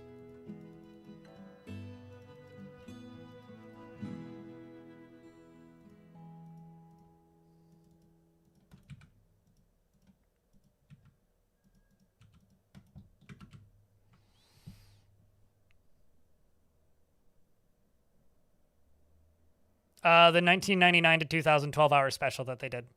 It was basically over the New Year's into the year 2000. And Coast to Coast is the like conspiracy theory radio station where crazy truckers will just call in and be like, "I saw aliens, Art!" And it's a good time. But it's especially a good time because it's like they just are all going on about how the bombs are going to all go off in the year 2000 because it's like that the computers don't know how to compute the years, and all the times are gonna be broken, and all the traffic lights are gonna stop working, and he's like, yep. Well, I wouldn't say played along. He does like ask questions, but he doesn't like, it's not really pressuring them too hard. The mud floods quickly explained they believe that that society has built all infrastructure on top of old buildings that were wiped out. Some huge mud flood covering the entire earth. The evidence buildings have windows all the way down to the ground in some old pictures of muddy places. Oh. All right. Is that like the all like mountains are old trees and all trees are made of silicon theory because there's one mountain that kind of looks like a tree trunk? Because that's one that amuses me sometimes. It's almost the level of birds aren't real, except I think some people think it's, like, take it seriously. How much time and money was spent not having computers break? I know a not small number of people that are about a decade older than me that made a lot of money in college and, like, late high school just, like, fixing the Y2K problem. Like, I was talking with somebody once who was like, yeah, no, I made $40 an hour just doing IT for the local university, and I wasn't even in university. Whoa, okay.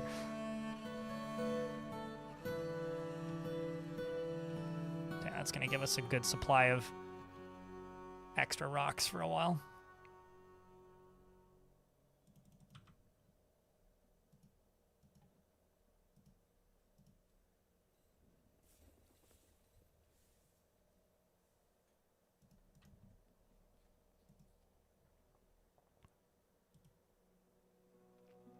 In like 1999, can't find my zombie. That's why I said in 1999 to fix the Y2K problem. 1999. Look up what your local minimum wage was in 1999.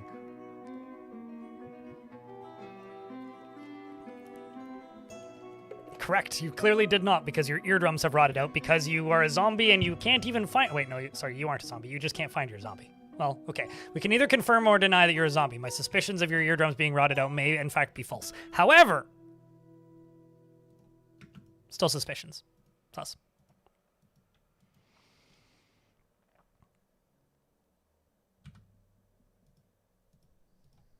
Also, in the most recent Future of the Fortress, I say the word Pegasuses because somebody wrote Pegasuses and then they said Pegasus is, and then somebody else commented on that video.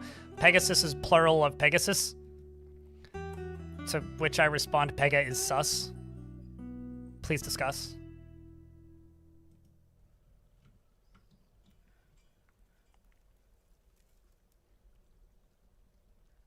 Your parents bought a generator for that? I'm not gonna lie, owning a generator, especially if you live somewhere that's not on the on a city power grid, maybe not the worst. Even if you're on a city power grid, maybe not the worst idea to just have a generator in case, you know? You never know. Like, there's prepping and then there's just like, yeah, that's just kind of smart to have. It's like, in the current year, it's probably not a bad idea to have a big battery that could connect to your house and power it for like 72 hours. That's probably just smart, actually. It's like having some canned food around.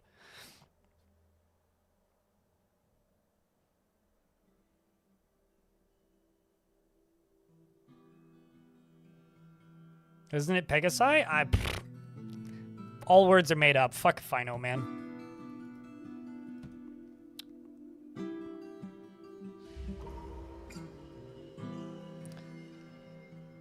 Urvad the Presser has been possessed.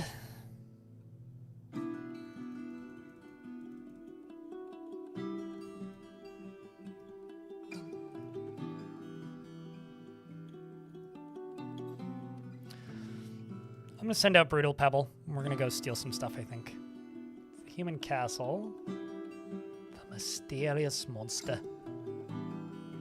I gather the goblins didn't, in fact, decide to be friends with me. So we will invade them. So I tried to make peace with them, and they probably said no. It was not successful because the goblin negotiated and had mastery. of negotiating and denied my requests for peace. So we'll just go attack that Splash Cruel. Give them a cruel splash of their own medicine. And as I start that, the Forgotten Beast era has come. Forgotten Beast of many eras. It is a great scaly earthworm. It has thin wings of stretched skin, and it's bloated and a bloated body. Its green scales are jagged and far apart. Beware its webs. Well, that's not good. Well, it can certainly get into my fortress. So I shall position my Marksdwarfs down here. And I shall position my Bonkstick Dwarfs in here, in case of emergency.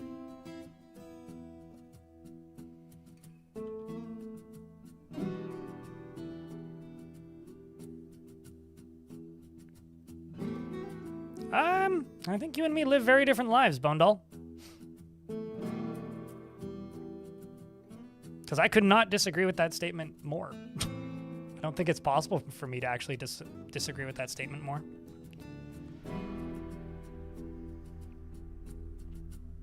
Yeah, I mean, if you live somewhere where there's tornadoes. I mean, I live somewhere where there's pretty frequent earthquakes. So it's generally, like, wise to have some canned food around and, you know, a flashlight, spare batteries. Travel safe, Clint, in YouTube chat. Thoughts on the new diplomacy stuff? It needs more clarity and interactions, but it's a solid baseline for mechanics that are planned to be expanded upon in the near-ish future. So that's kind of my thoughts on the diplomacy stuff.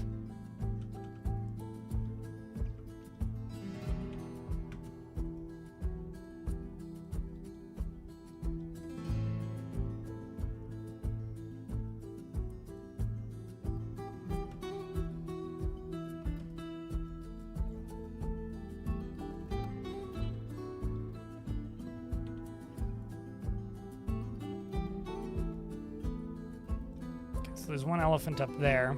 The beast has wandered off the map. It's off in this corner. The one area we don't really have access to? Oh, no, we do. Yeah, we could get out there. Do I want to, though? That is the question.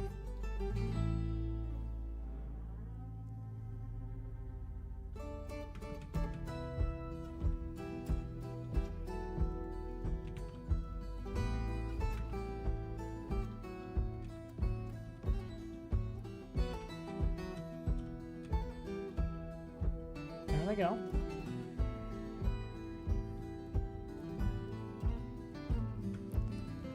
Just gonna double check their bolts. Yeah, they've all got bone bolts. It's just the webs part that's scary. What if I send them back to training?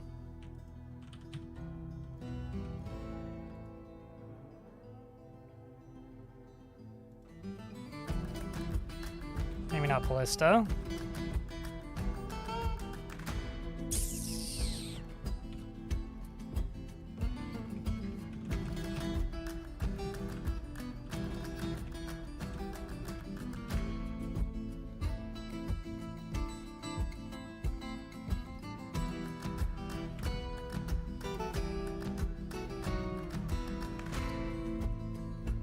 Gonna have to keep track on that. Where'd you go? What are you claiming? Grabbing God knows what. Well, good luck.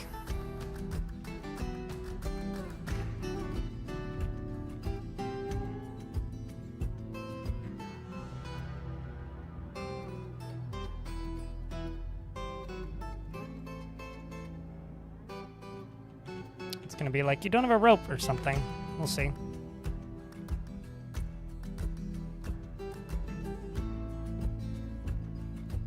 Let's go military.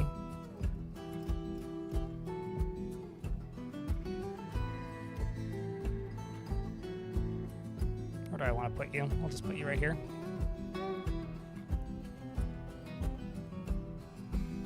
Although I screwed up the placement of that first one.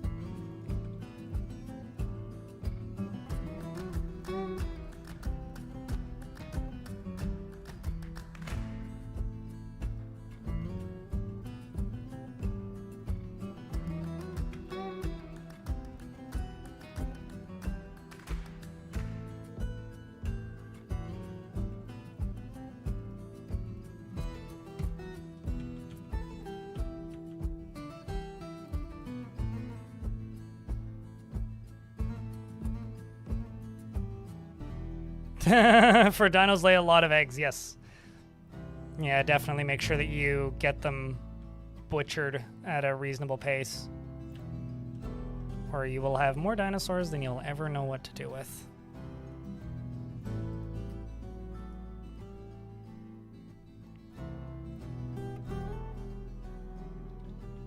It's also just going to here and unforbid all of this stuff that I constructed just now.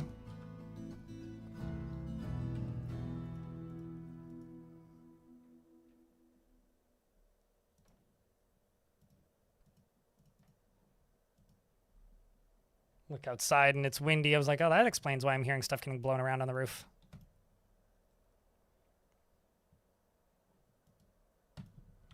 It's going to take a little bit for them to actually build these.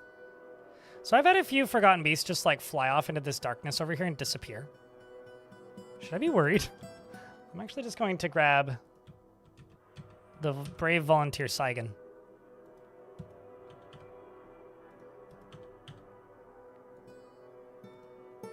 See what you say. Well, you're actually going to go station there. Let's see where you end up. It really is our lives.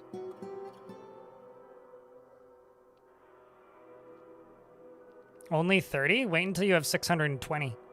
Wawa. I had somebody who was like super sarcastic on my dragon video about how I bred a couple of dragons and then did nothing with them.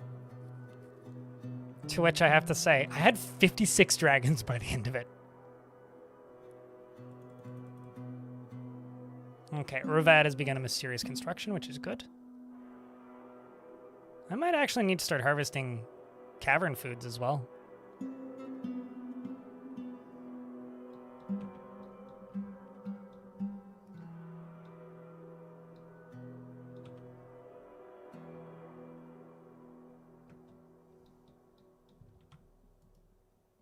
There you is.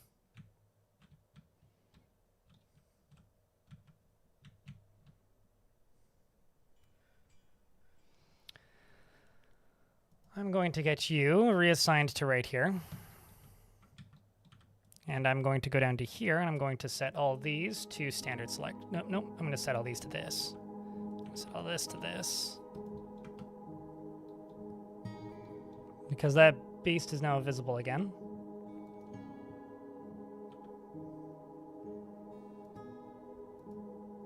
And here it comes.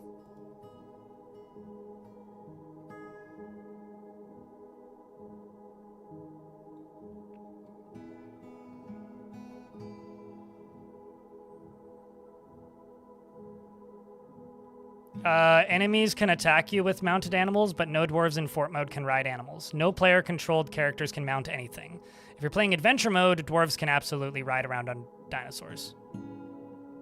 Hey, chat, remember how earlier today I was like, I'm going to need to explain this before the day's over? But there are no mounts in fort mode. There have never been mounts in fort mode, and there will not be mounts in fort mode outside of mods. Urvad, the Presser, has created a durian wood crown and claims it is a family heirloom. Unrelated, but my Captain of the Guard needs a chest.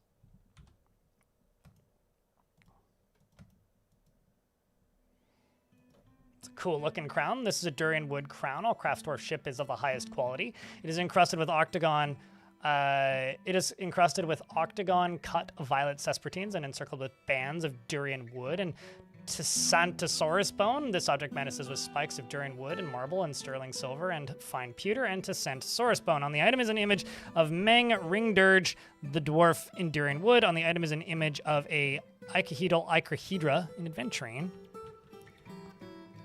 And I'll put it over here.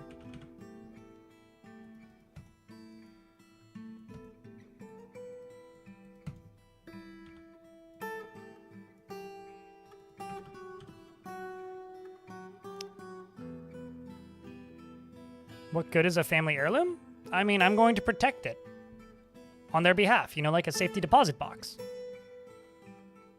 I don't have a single bolt artifact. Bolts are just high value and an easy way to inflate the value of a room. So I don't have a single bolt artifact.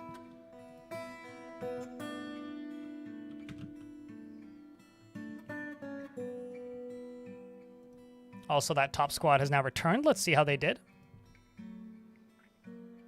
They snuck in undetected by the mysterious monster. And stole a bunch of books, mostly Record of the Gutter, Student's Gutter, the Factual Codex, The Truth About the Pits, the Profane, the Performance, the Easy Way, not the Profane, the Easy Way, The Author in Glory, Treatise on Stroke Hatred. Here to stroke your hatred, chat.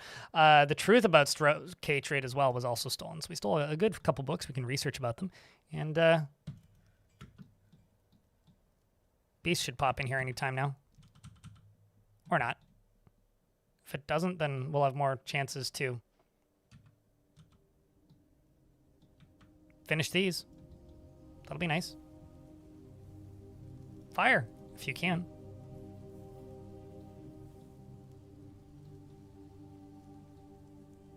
Oh boy. My god, this beast is just playing peekaboo. Oh no. Oh no. It actually found a smart way in. That's terrifying.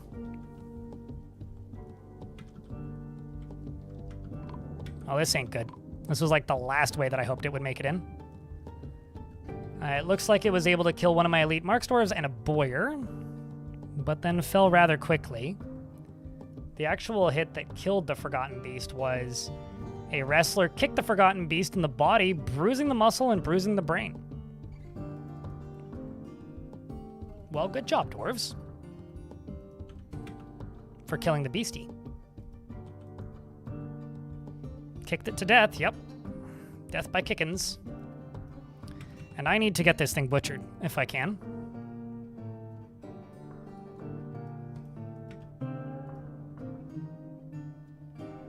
Get owned, idiot beast. Honestly, I think these dwarves deserve a Vile Force of Darkness for their great success in murdering the terrifying monster.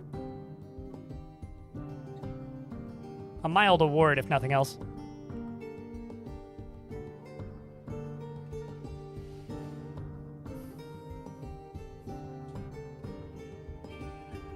But at this point, we just need to get this butcher shop put together real quick so that we can test this sucker out. I also need to get some vermin remains set up down here or something. Something.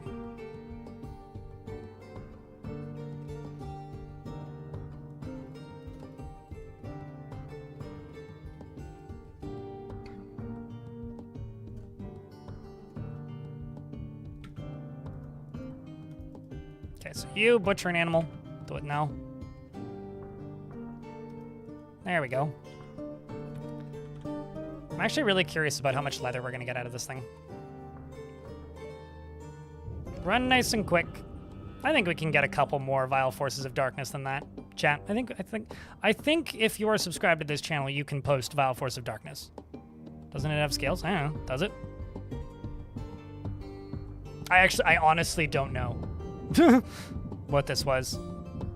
It was a worm, so I don't know. Maybe it has scales. I don't know. We will find out.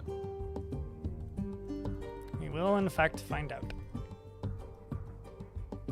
Regardless, I just want to get it butchered because otherwise it's a waste of potential materials.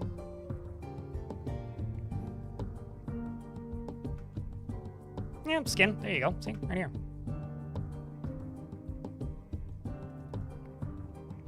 As well as a bunch of meat, amongst other things.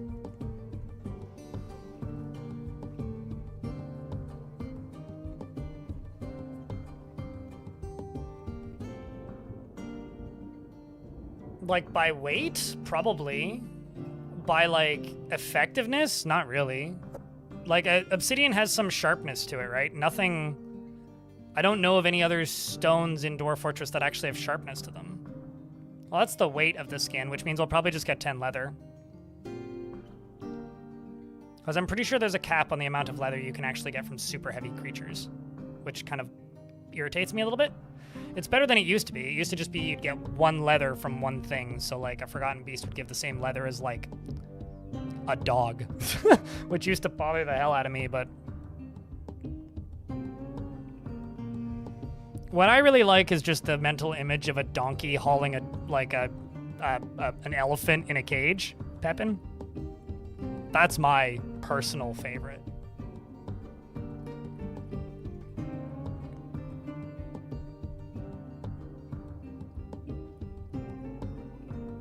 Okay, now you're up on the surface. Let's find out. Although you're probably just carrying it to the stockpile. Yeah.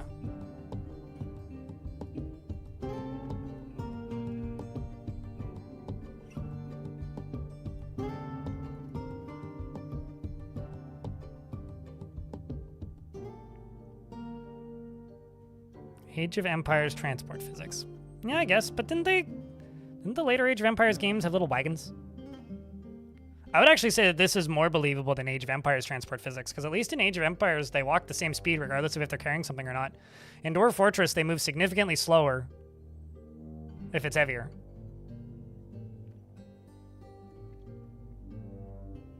With the cartoon elderly donkey to mind? Yeah, no, absolutely. Just the back breaking under the weight of the giant cage on their back.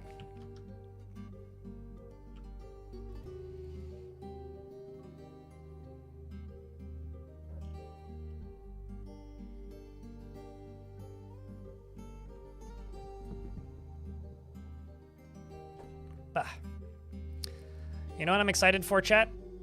This evening, I get to go grocery shopping because I got home the day before yesterday at 10 to midnight and then was too tired yesterday to go grocery shopping. So I've had rice and soy sauce and an egg for every meal since I got back, which is fine. But, like, I can't wait to have other things again. I'm also making bread, so I should probably go punch that. It's probably inflated quite a bit. All right, you guys follow this skin. I will be back. I'm gonna go punch my bread. BRB.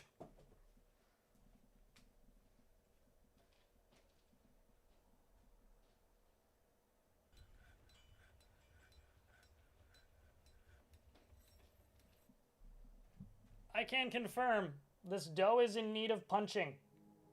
This was like a fifth this size when I started.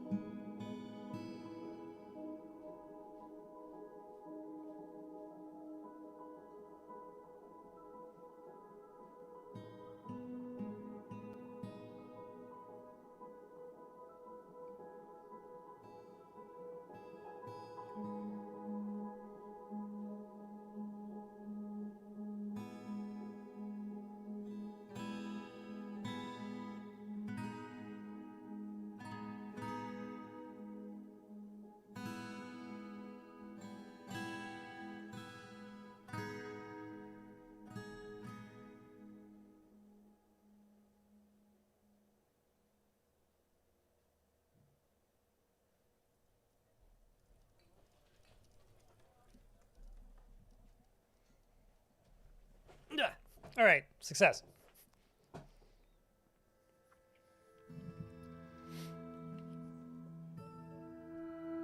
It's only dirty if you think it is.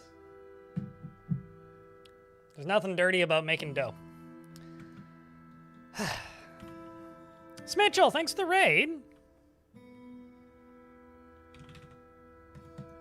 Appreciate you. Check, can I get a round of beers for the Raiders? For Smitchell and friends.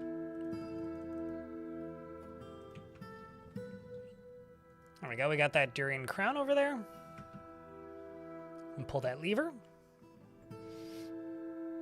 I read your short story, the sci-fi one. It's okay. It was nice. It was fun. Felt like watching a Star Trek episode. I bought some books from Telenartho when I got my e-reader. But literally, like, DM'd him. I was like, how much for your books? But I just want, like, the DRM free versions. So I've officially purchased books through a Discord chat. That's I think, a first for me, I gotta be honest.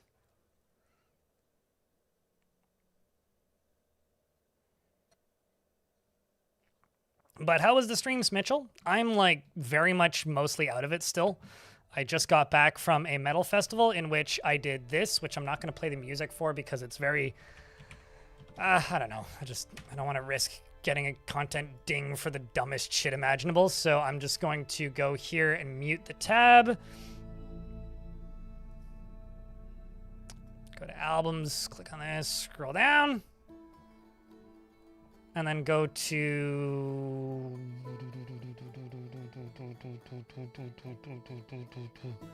Where is it? There we go. Look at me. Don't do that at home, kids. It's not safe. No, seriously, like, it's a very, very easy way to break your neck. Definitely don't do what I did. And don't be like this guy who lost his shoe later. But, yeah. I've shown that video to a lot of people now. And it tends to get 1 or 2 responses. It's like, oh, that looks like it's so much safer than crowd surfing. No. Just go crowd surfing. It's way safer than that. Like, yeah, you're less likely to have somebody, like, poke your butt. But, like, it's way further to fall. Significantly heavier. And way easier to, like, tumble off that and just land on concrete than it is if people are carrying you. If people are carrying you, like, the whole group needs to simultaneously decide to drop you. That you just need to slip. I'm in an ad break, so I'm going to let the ad break finish. But if you made it in, if you guys don't know Smitchell, you should go give Smitchell a follow for more Dwarf Fortressy related content. It's lovely. Seriously. Think of the poor publisher? I'll think about it. Yeah, which is why I gave him money directly. Something self-publish. Well, actually, it was more, I didn't want to buy them through Kobo or, like, why am I blanking on the name of Amazon's e-readers? I didn't want to give one of the big companies that sells ebooks money and then just rip the DRM out when I could just be like, hey, can I just buy them? Can I just send you some money and just have a copy that I don't have to rip the Kindle? That was it. Kindling!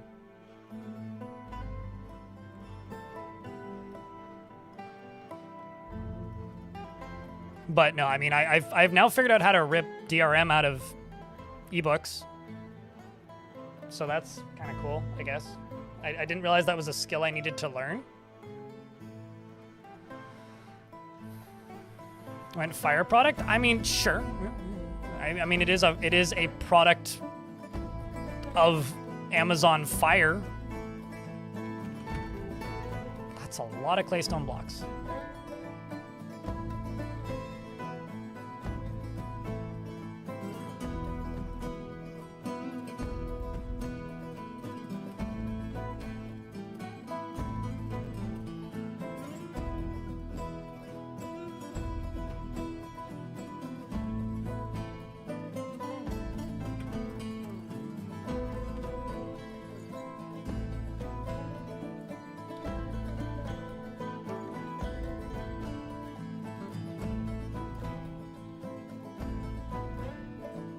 Wait, yours didn't always do that?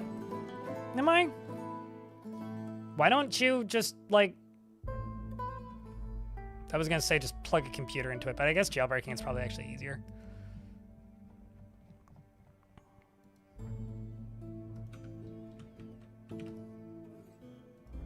Oh, wrong one.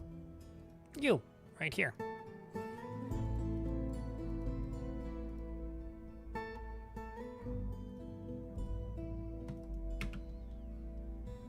What'd you miss? I killed a forgotten beast, and it killed some of my dwarves. It's mostly what you missed, I think. Beagle, beagle. We are invading the goblins, and I tried to make peace with them, and they said no. Angry face. I'm gonna try something really dumb. We're gonna go raid the big population location.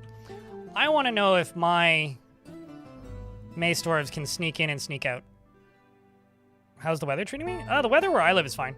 I mean, it's what, I think today's kind of warm. It's like 23 degrees or something.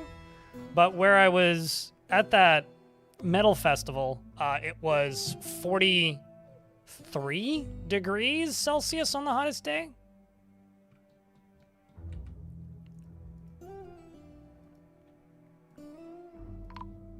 So kind of warm.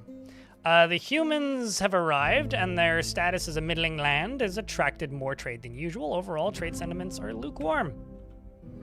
Did they bring wagons? Nope.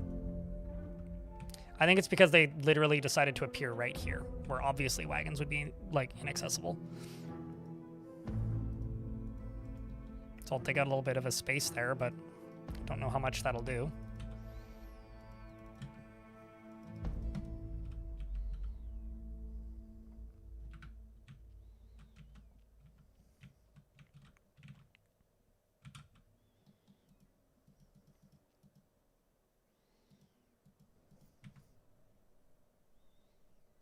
Trade. Trade. Trade. Trade. Ooh. Yeah, I'll sell all those. Why not? That's 88 items. Should come over pretty quick. Oh, wow. They returned really quick from that. Let's see how our attempt to sneak in there was. They snuck in undetected by the leafy spider of the mysterious monster, and they searched Doomdaub. We have acquired several books, including Discourse on the Fortress, Meaning of Doomdaub, and I'm sorry, they have the Jungle Bulbs was stolen from the Cathedral of Bulbs. What is Jungle Bulbs?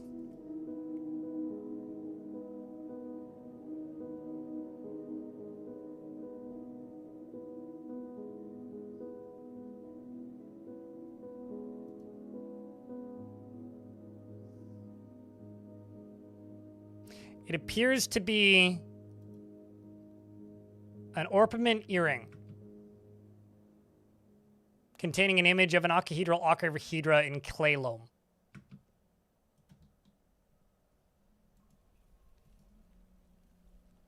Good for you, dwarf. Hello. The banana spider in my window is eating a cicada. Do you want a picture in Discord?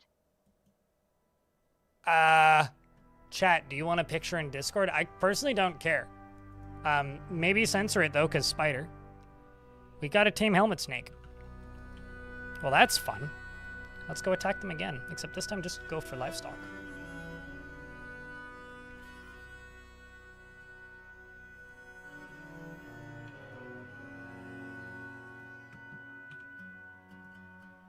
Then they leave again. I'm gonna give my county those earrings. They're not very valuable, but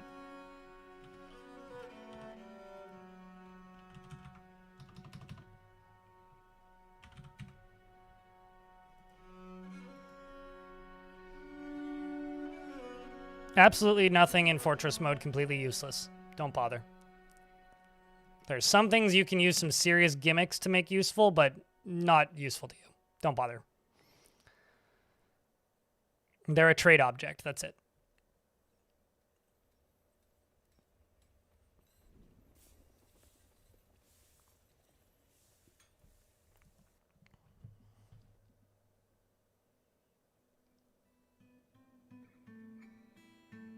But let's see how those dwarves do this time.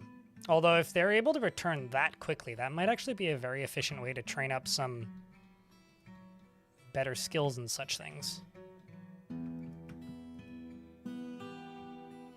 Well, they've brought some stuff. Some stuff. If nothing else.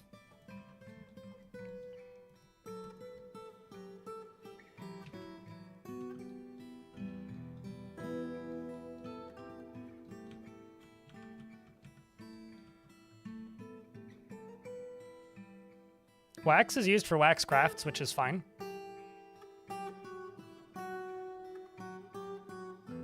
They don't. Beagle Weagle.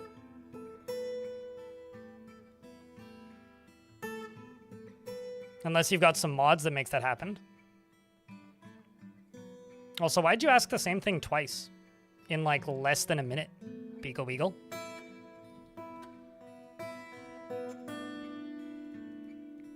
Do you have short patience or short memory?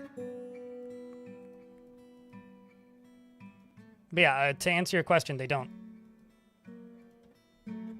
Lag? Sure. Makes sense. Happens to the best of us.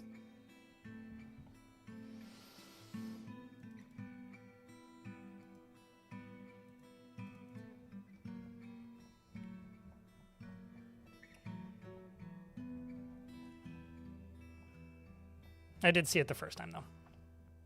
But I don't understand the question. That's not something humans do. There are no fishing nets in Dwarf Fortress. So if you are seeing fish nets, you've got a mod, and if they're making them out of dwarven hair, that's also a mod.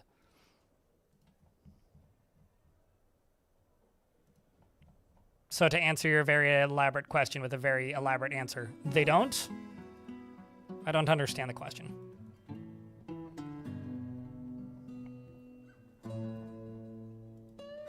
Trade.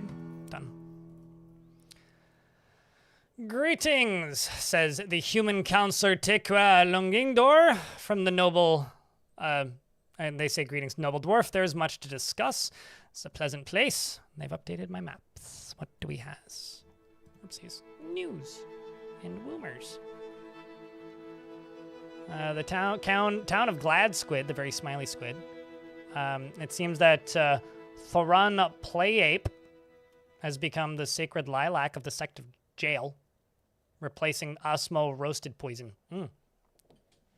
Did he get roasted for his toxic attitude? Over here in the Vice of Spittle, it seems that a goblin has become the sacred zephyr of the mindful coven, replacing Ruckust.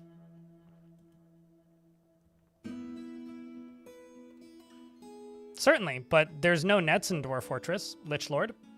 Also, humans wouldn't be doing that because that's more of a goblin activity. Unless they have close ties with goblins.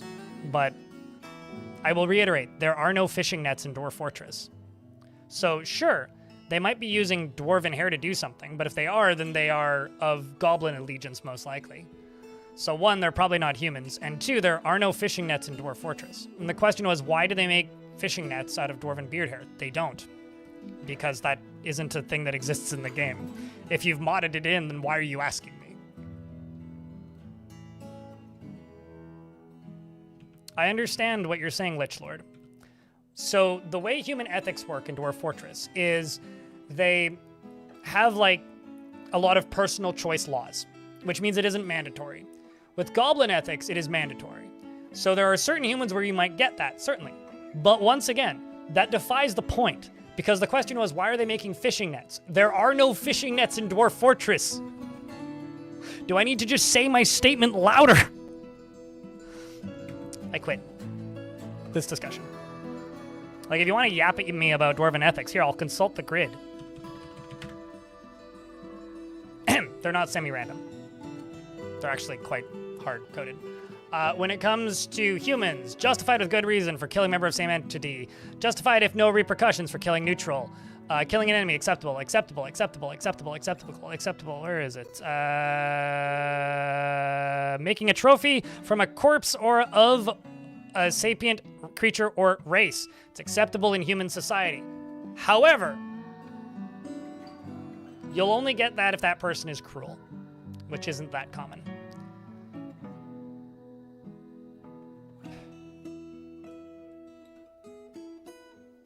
because that's the religion they worship. Are you trying to keep that goblin away from their chosen religion? Hanarib, that's kind of mean of you. There's just no laws stopping them from doing it, but they'll only do that if they are cruel. Volume is always the answer. I mean, the question was about, like, fishing nets, but... the resolution of my monitor is the resolution I play at, 1920 by 1080, and this is something that you should check. Scale interface to fit grid height and width. Yes. No. Do not do that. And you'll probably have what I have.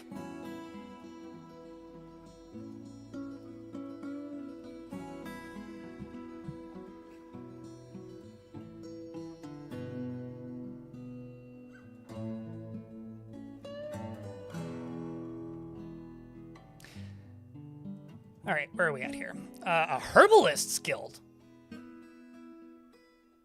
I don't think I've ever had a Herbalist's Guild demanded. I mean, it makes sense because, like, all of my surface farming is being done by gathering, so that makes sense, but my gosh, I don't think I've ever had a Herbalist's Guild demanded before. That is a first for me. That is a first for me. Well, let's build a Herbalist's Guild.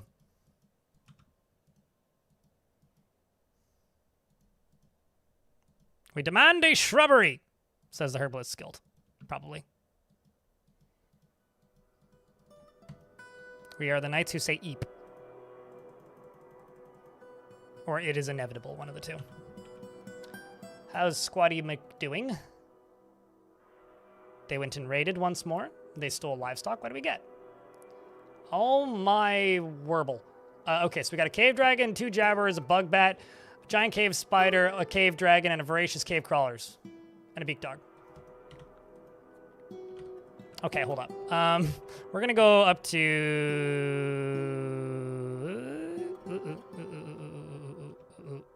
right there. And go jab. Okay, never mind. We need to wait for them to re-enter the map.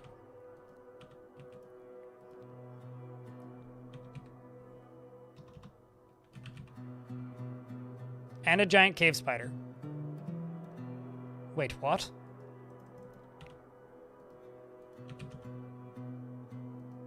Bro. That's incredible.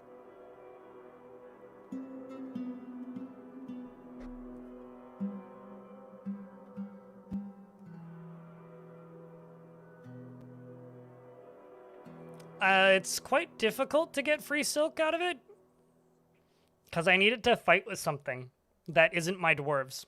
It won't just fight with my dwarves. But getting something that isn't friendly should be pretty easy. Like a weasel. The problem is, it'll shoot it to where the Colossus is, right? So then... like, it's really easy to have a wild thing that shoots webs and get them to shoot webs at something that you have that's on your side and then go and gather the webs. It'll put a bunch of webs on the Colossus, but I won't be able to go get them then. So I would have to do, like, that kind of inverted? Oh, dude, I can make money out of literally anything. You can't take venom out of creatures. At least not out of giant cave spiders, to my knowledge. Like, making money in Dwarf Fortress is not a concern. But no shit, I can make money out of it. Time to capture a goblin? I don't want a goblin. Just a wild animal would... yeah, let's... no trainer. We'll keep that weasel, because I can just use the weasel. All right, chat. I gotta be completely honest with you. I am about to fall asleep at my desk. And this is kind of a lot. I think I'm going to think about what to do with this jabberer over the next 12 hours.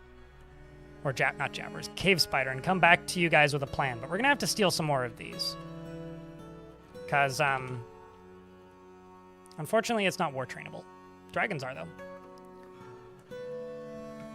So what I think I'm going to do is we're going to wind down for the day.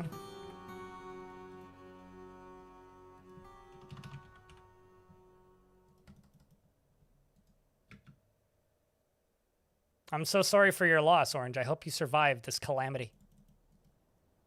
And we'll build that Herbalist Guild tomorrow. My goal was to make it to 7 hours today. I've almost made it to 5. And I've got sleep I need to catch up on and other unrelated work to do. I've got a video I'm working on, and yeah. So, YouTube folks, I'm going to shut you down now. We'll be on tomorrow now that we're back.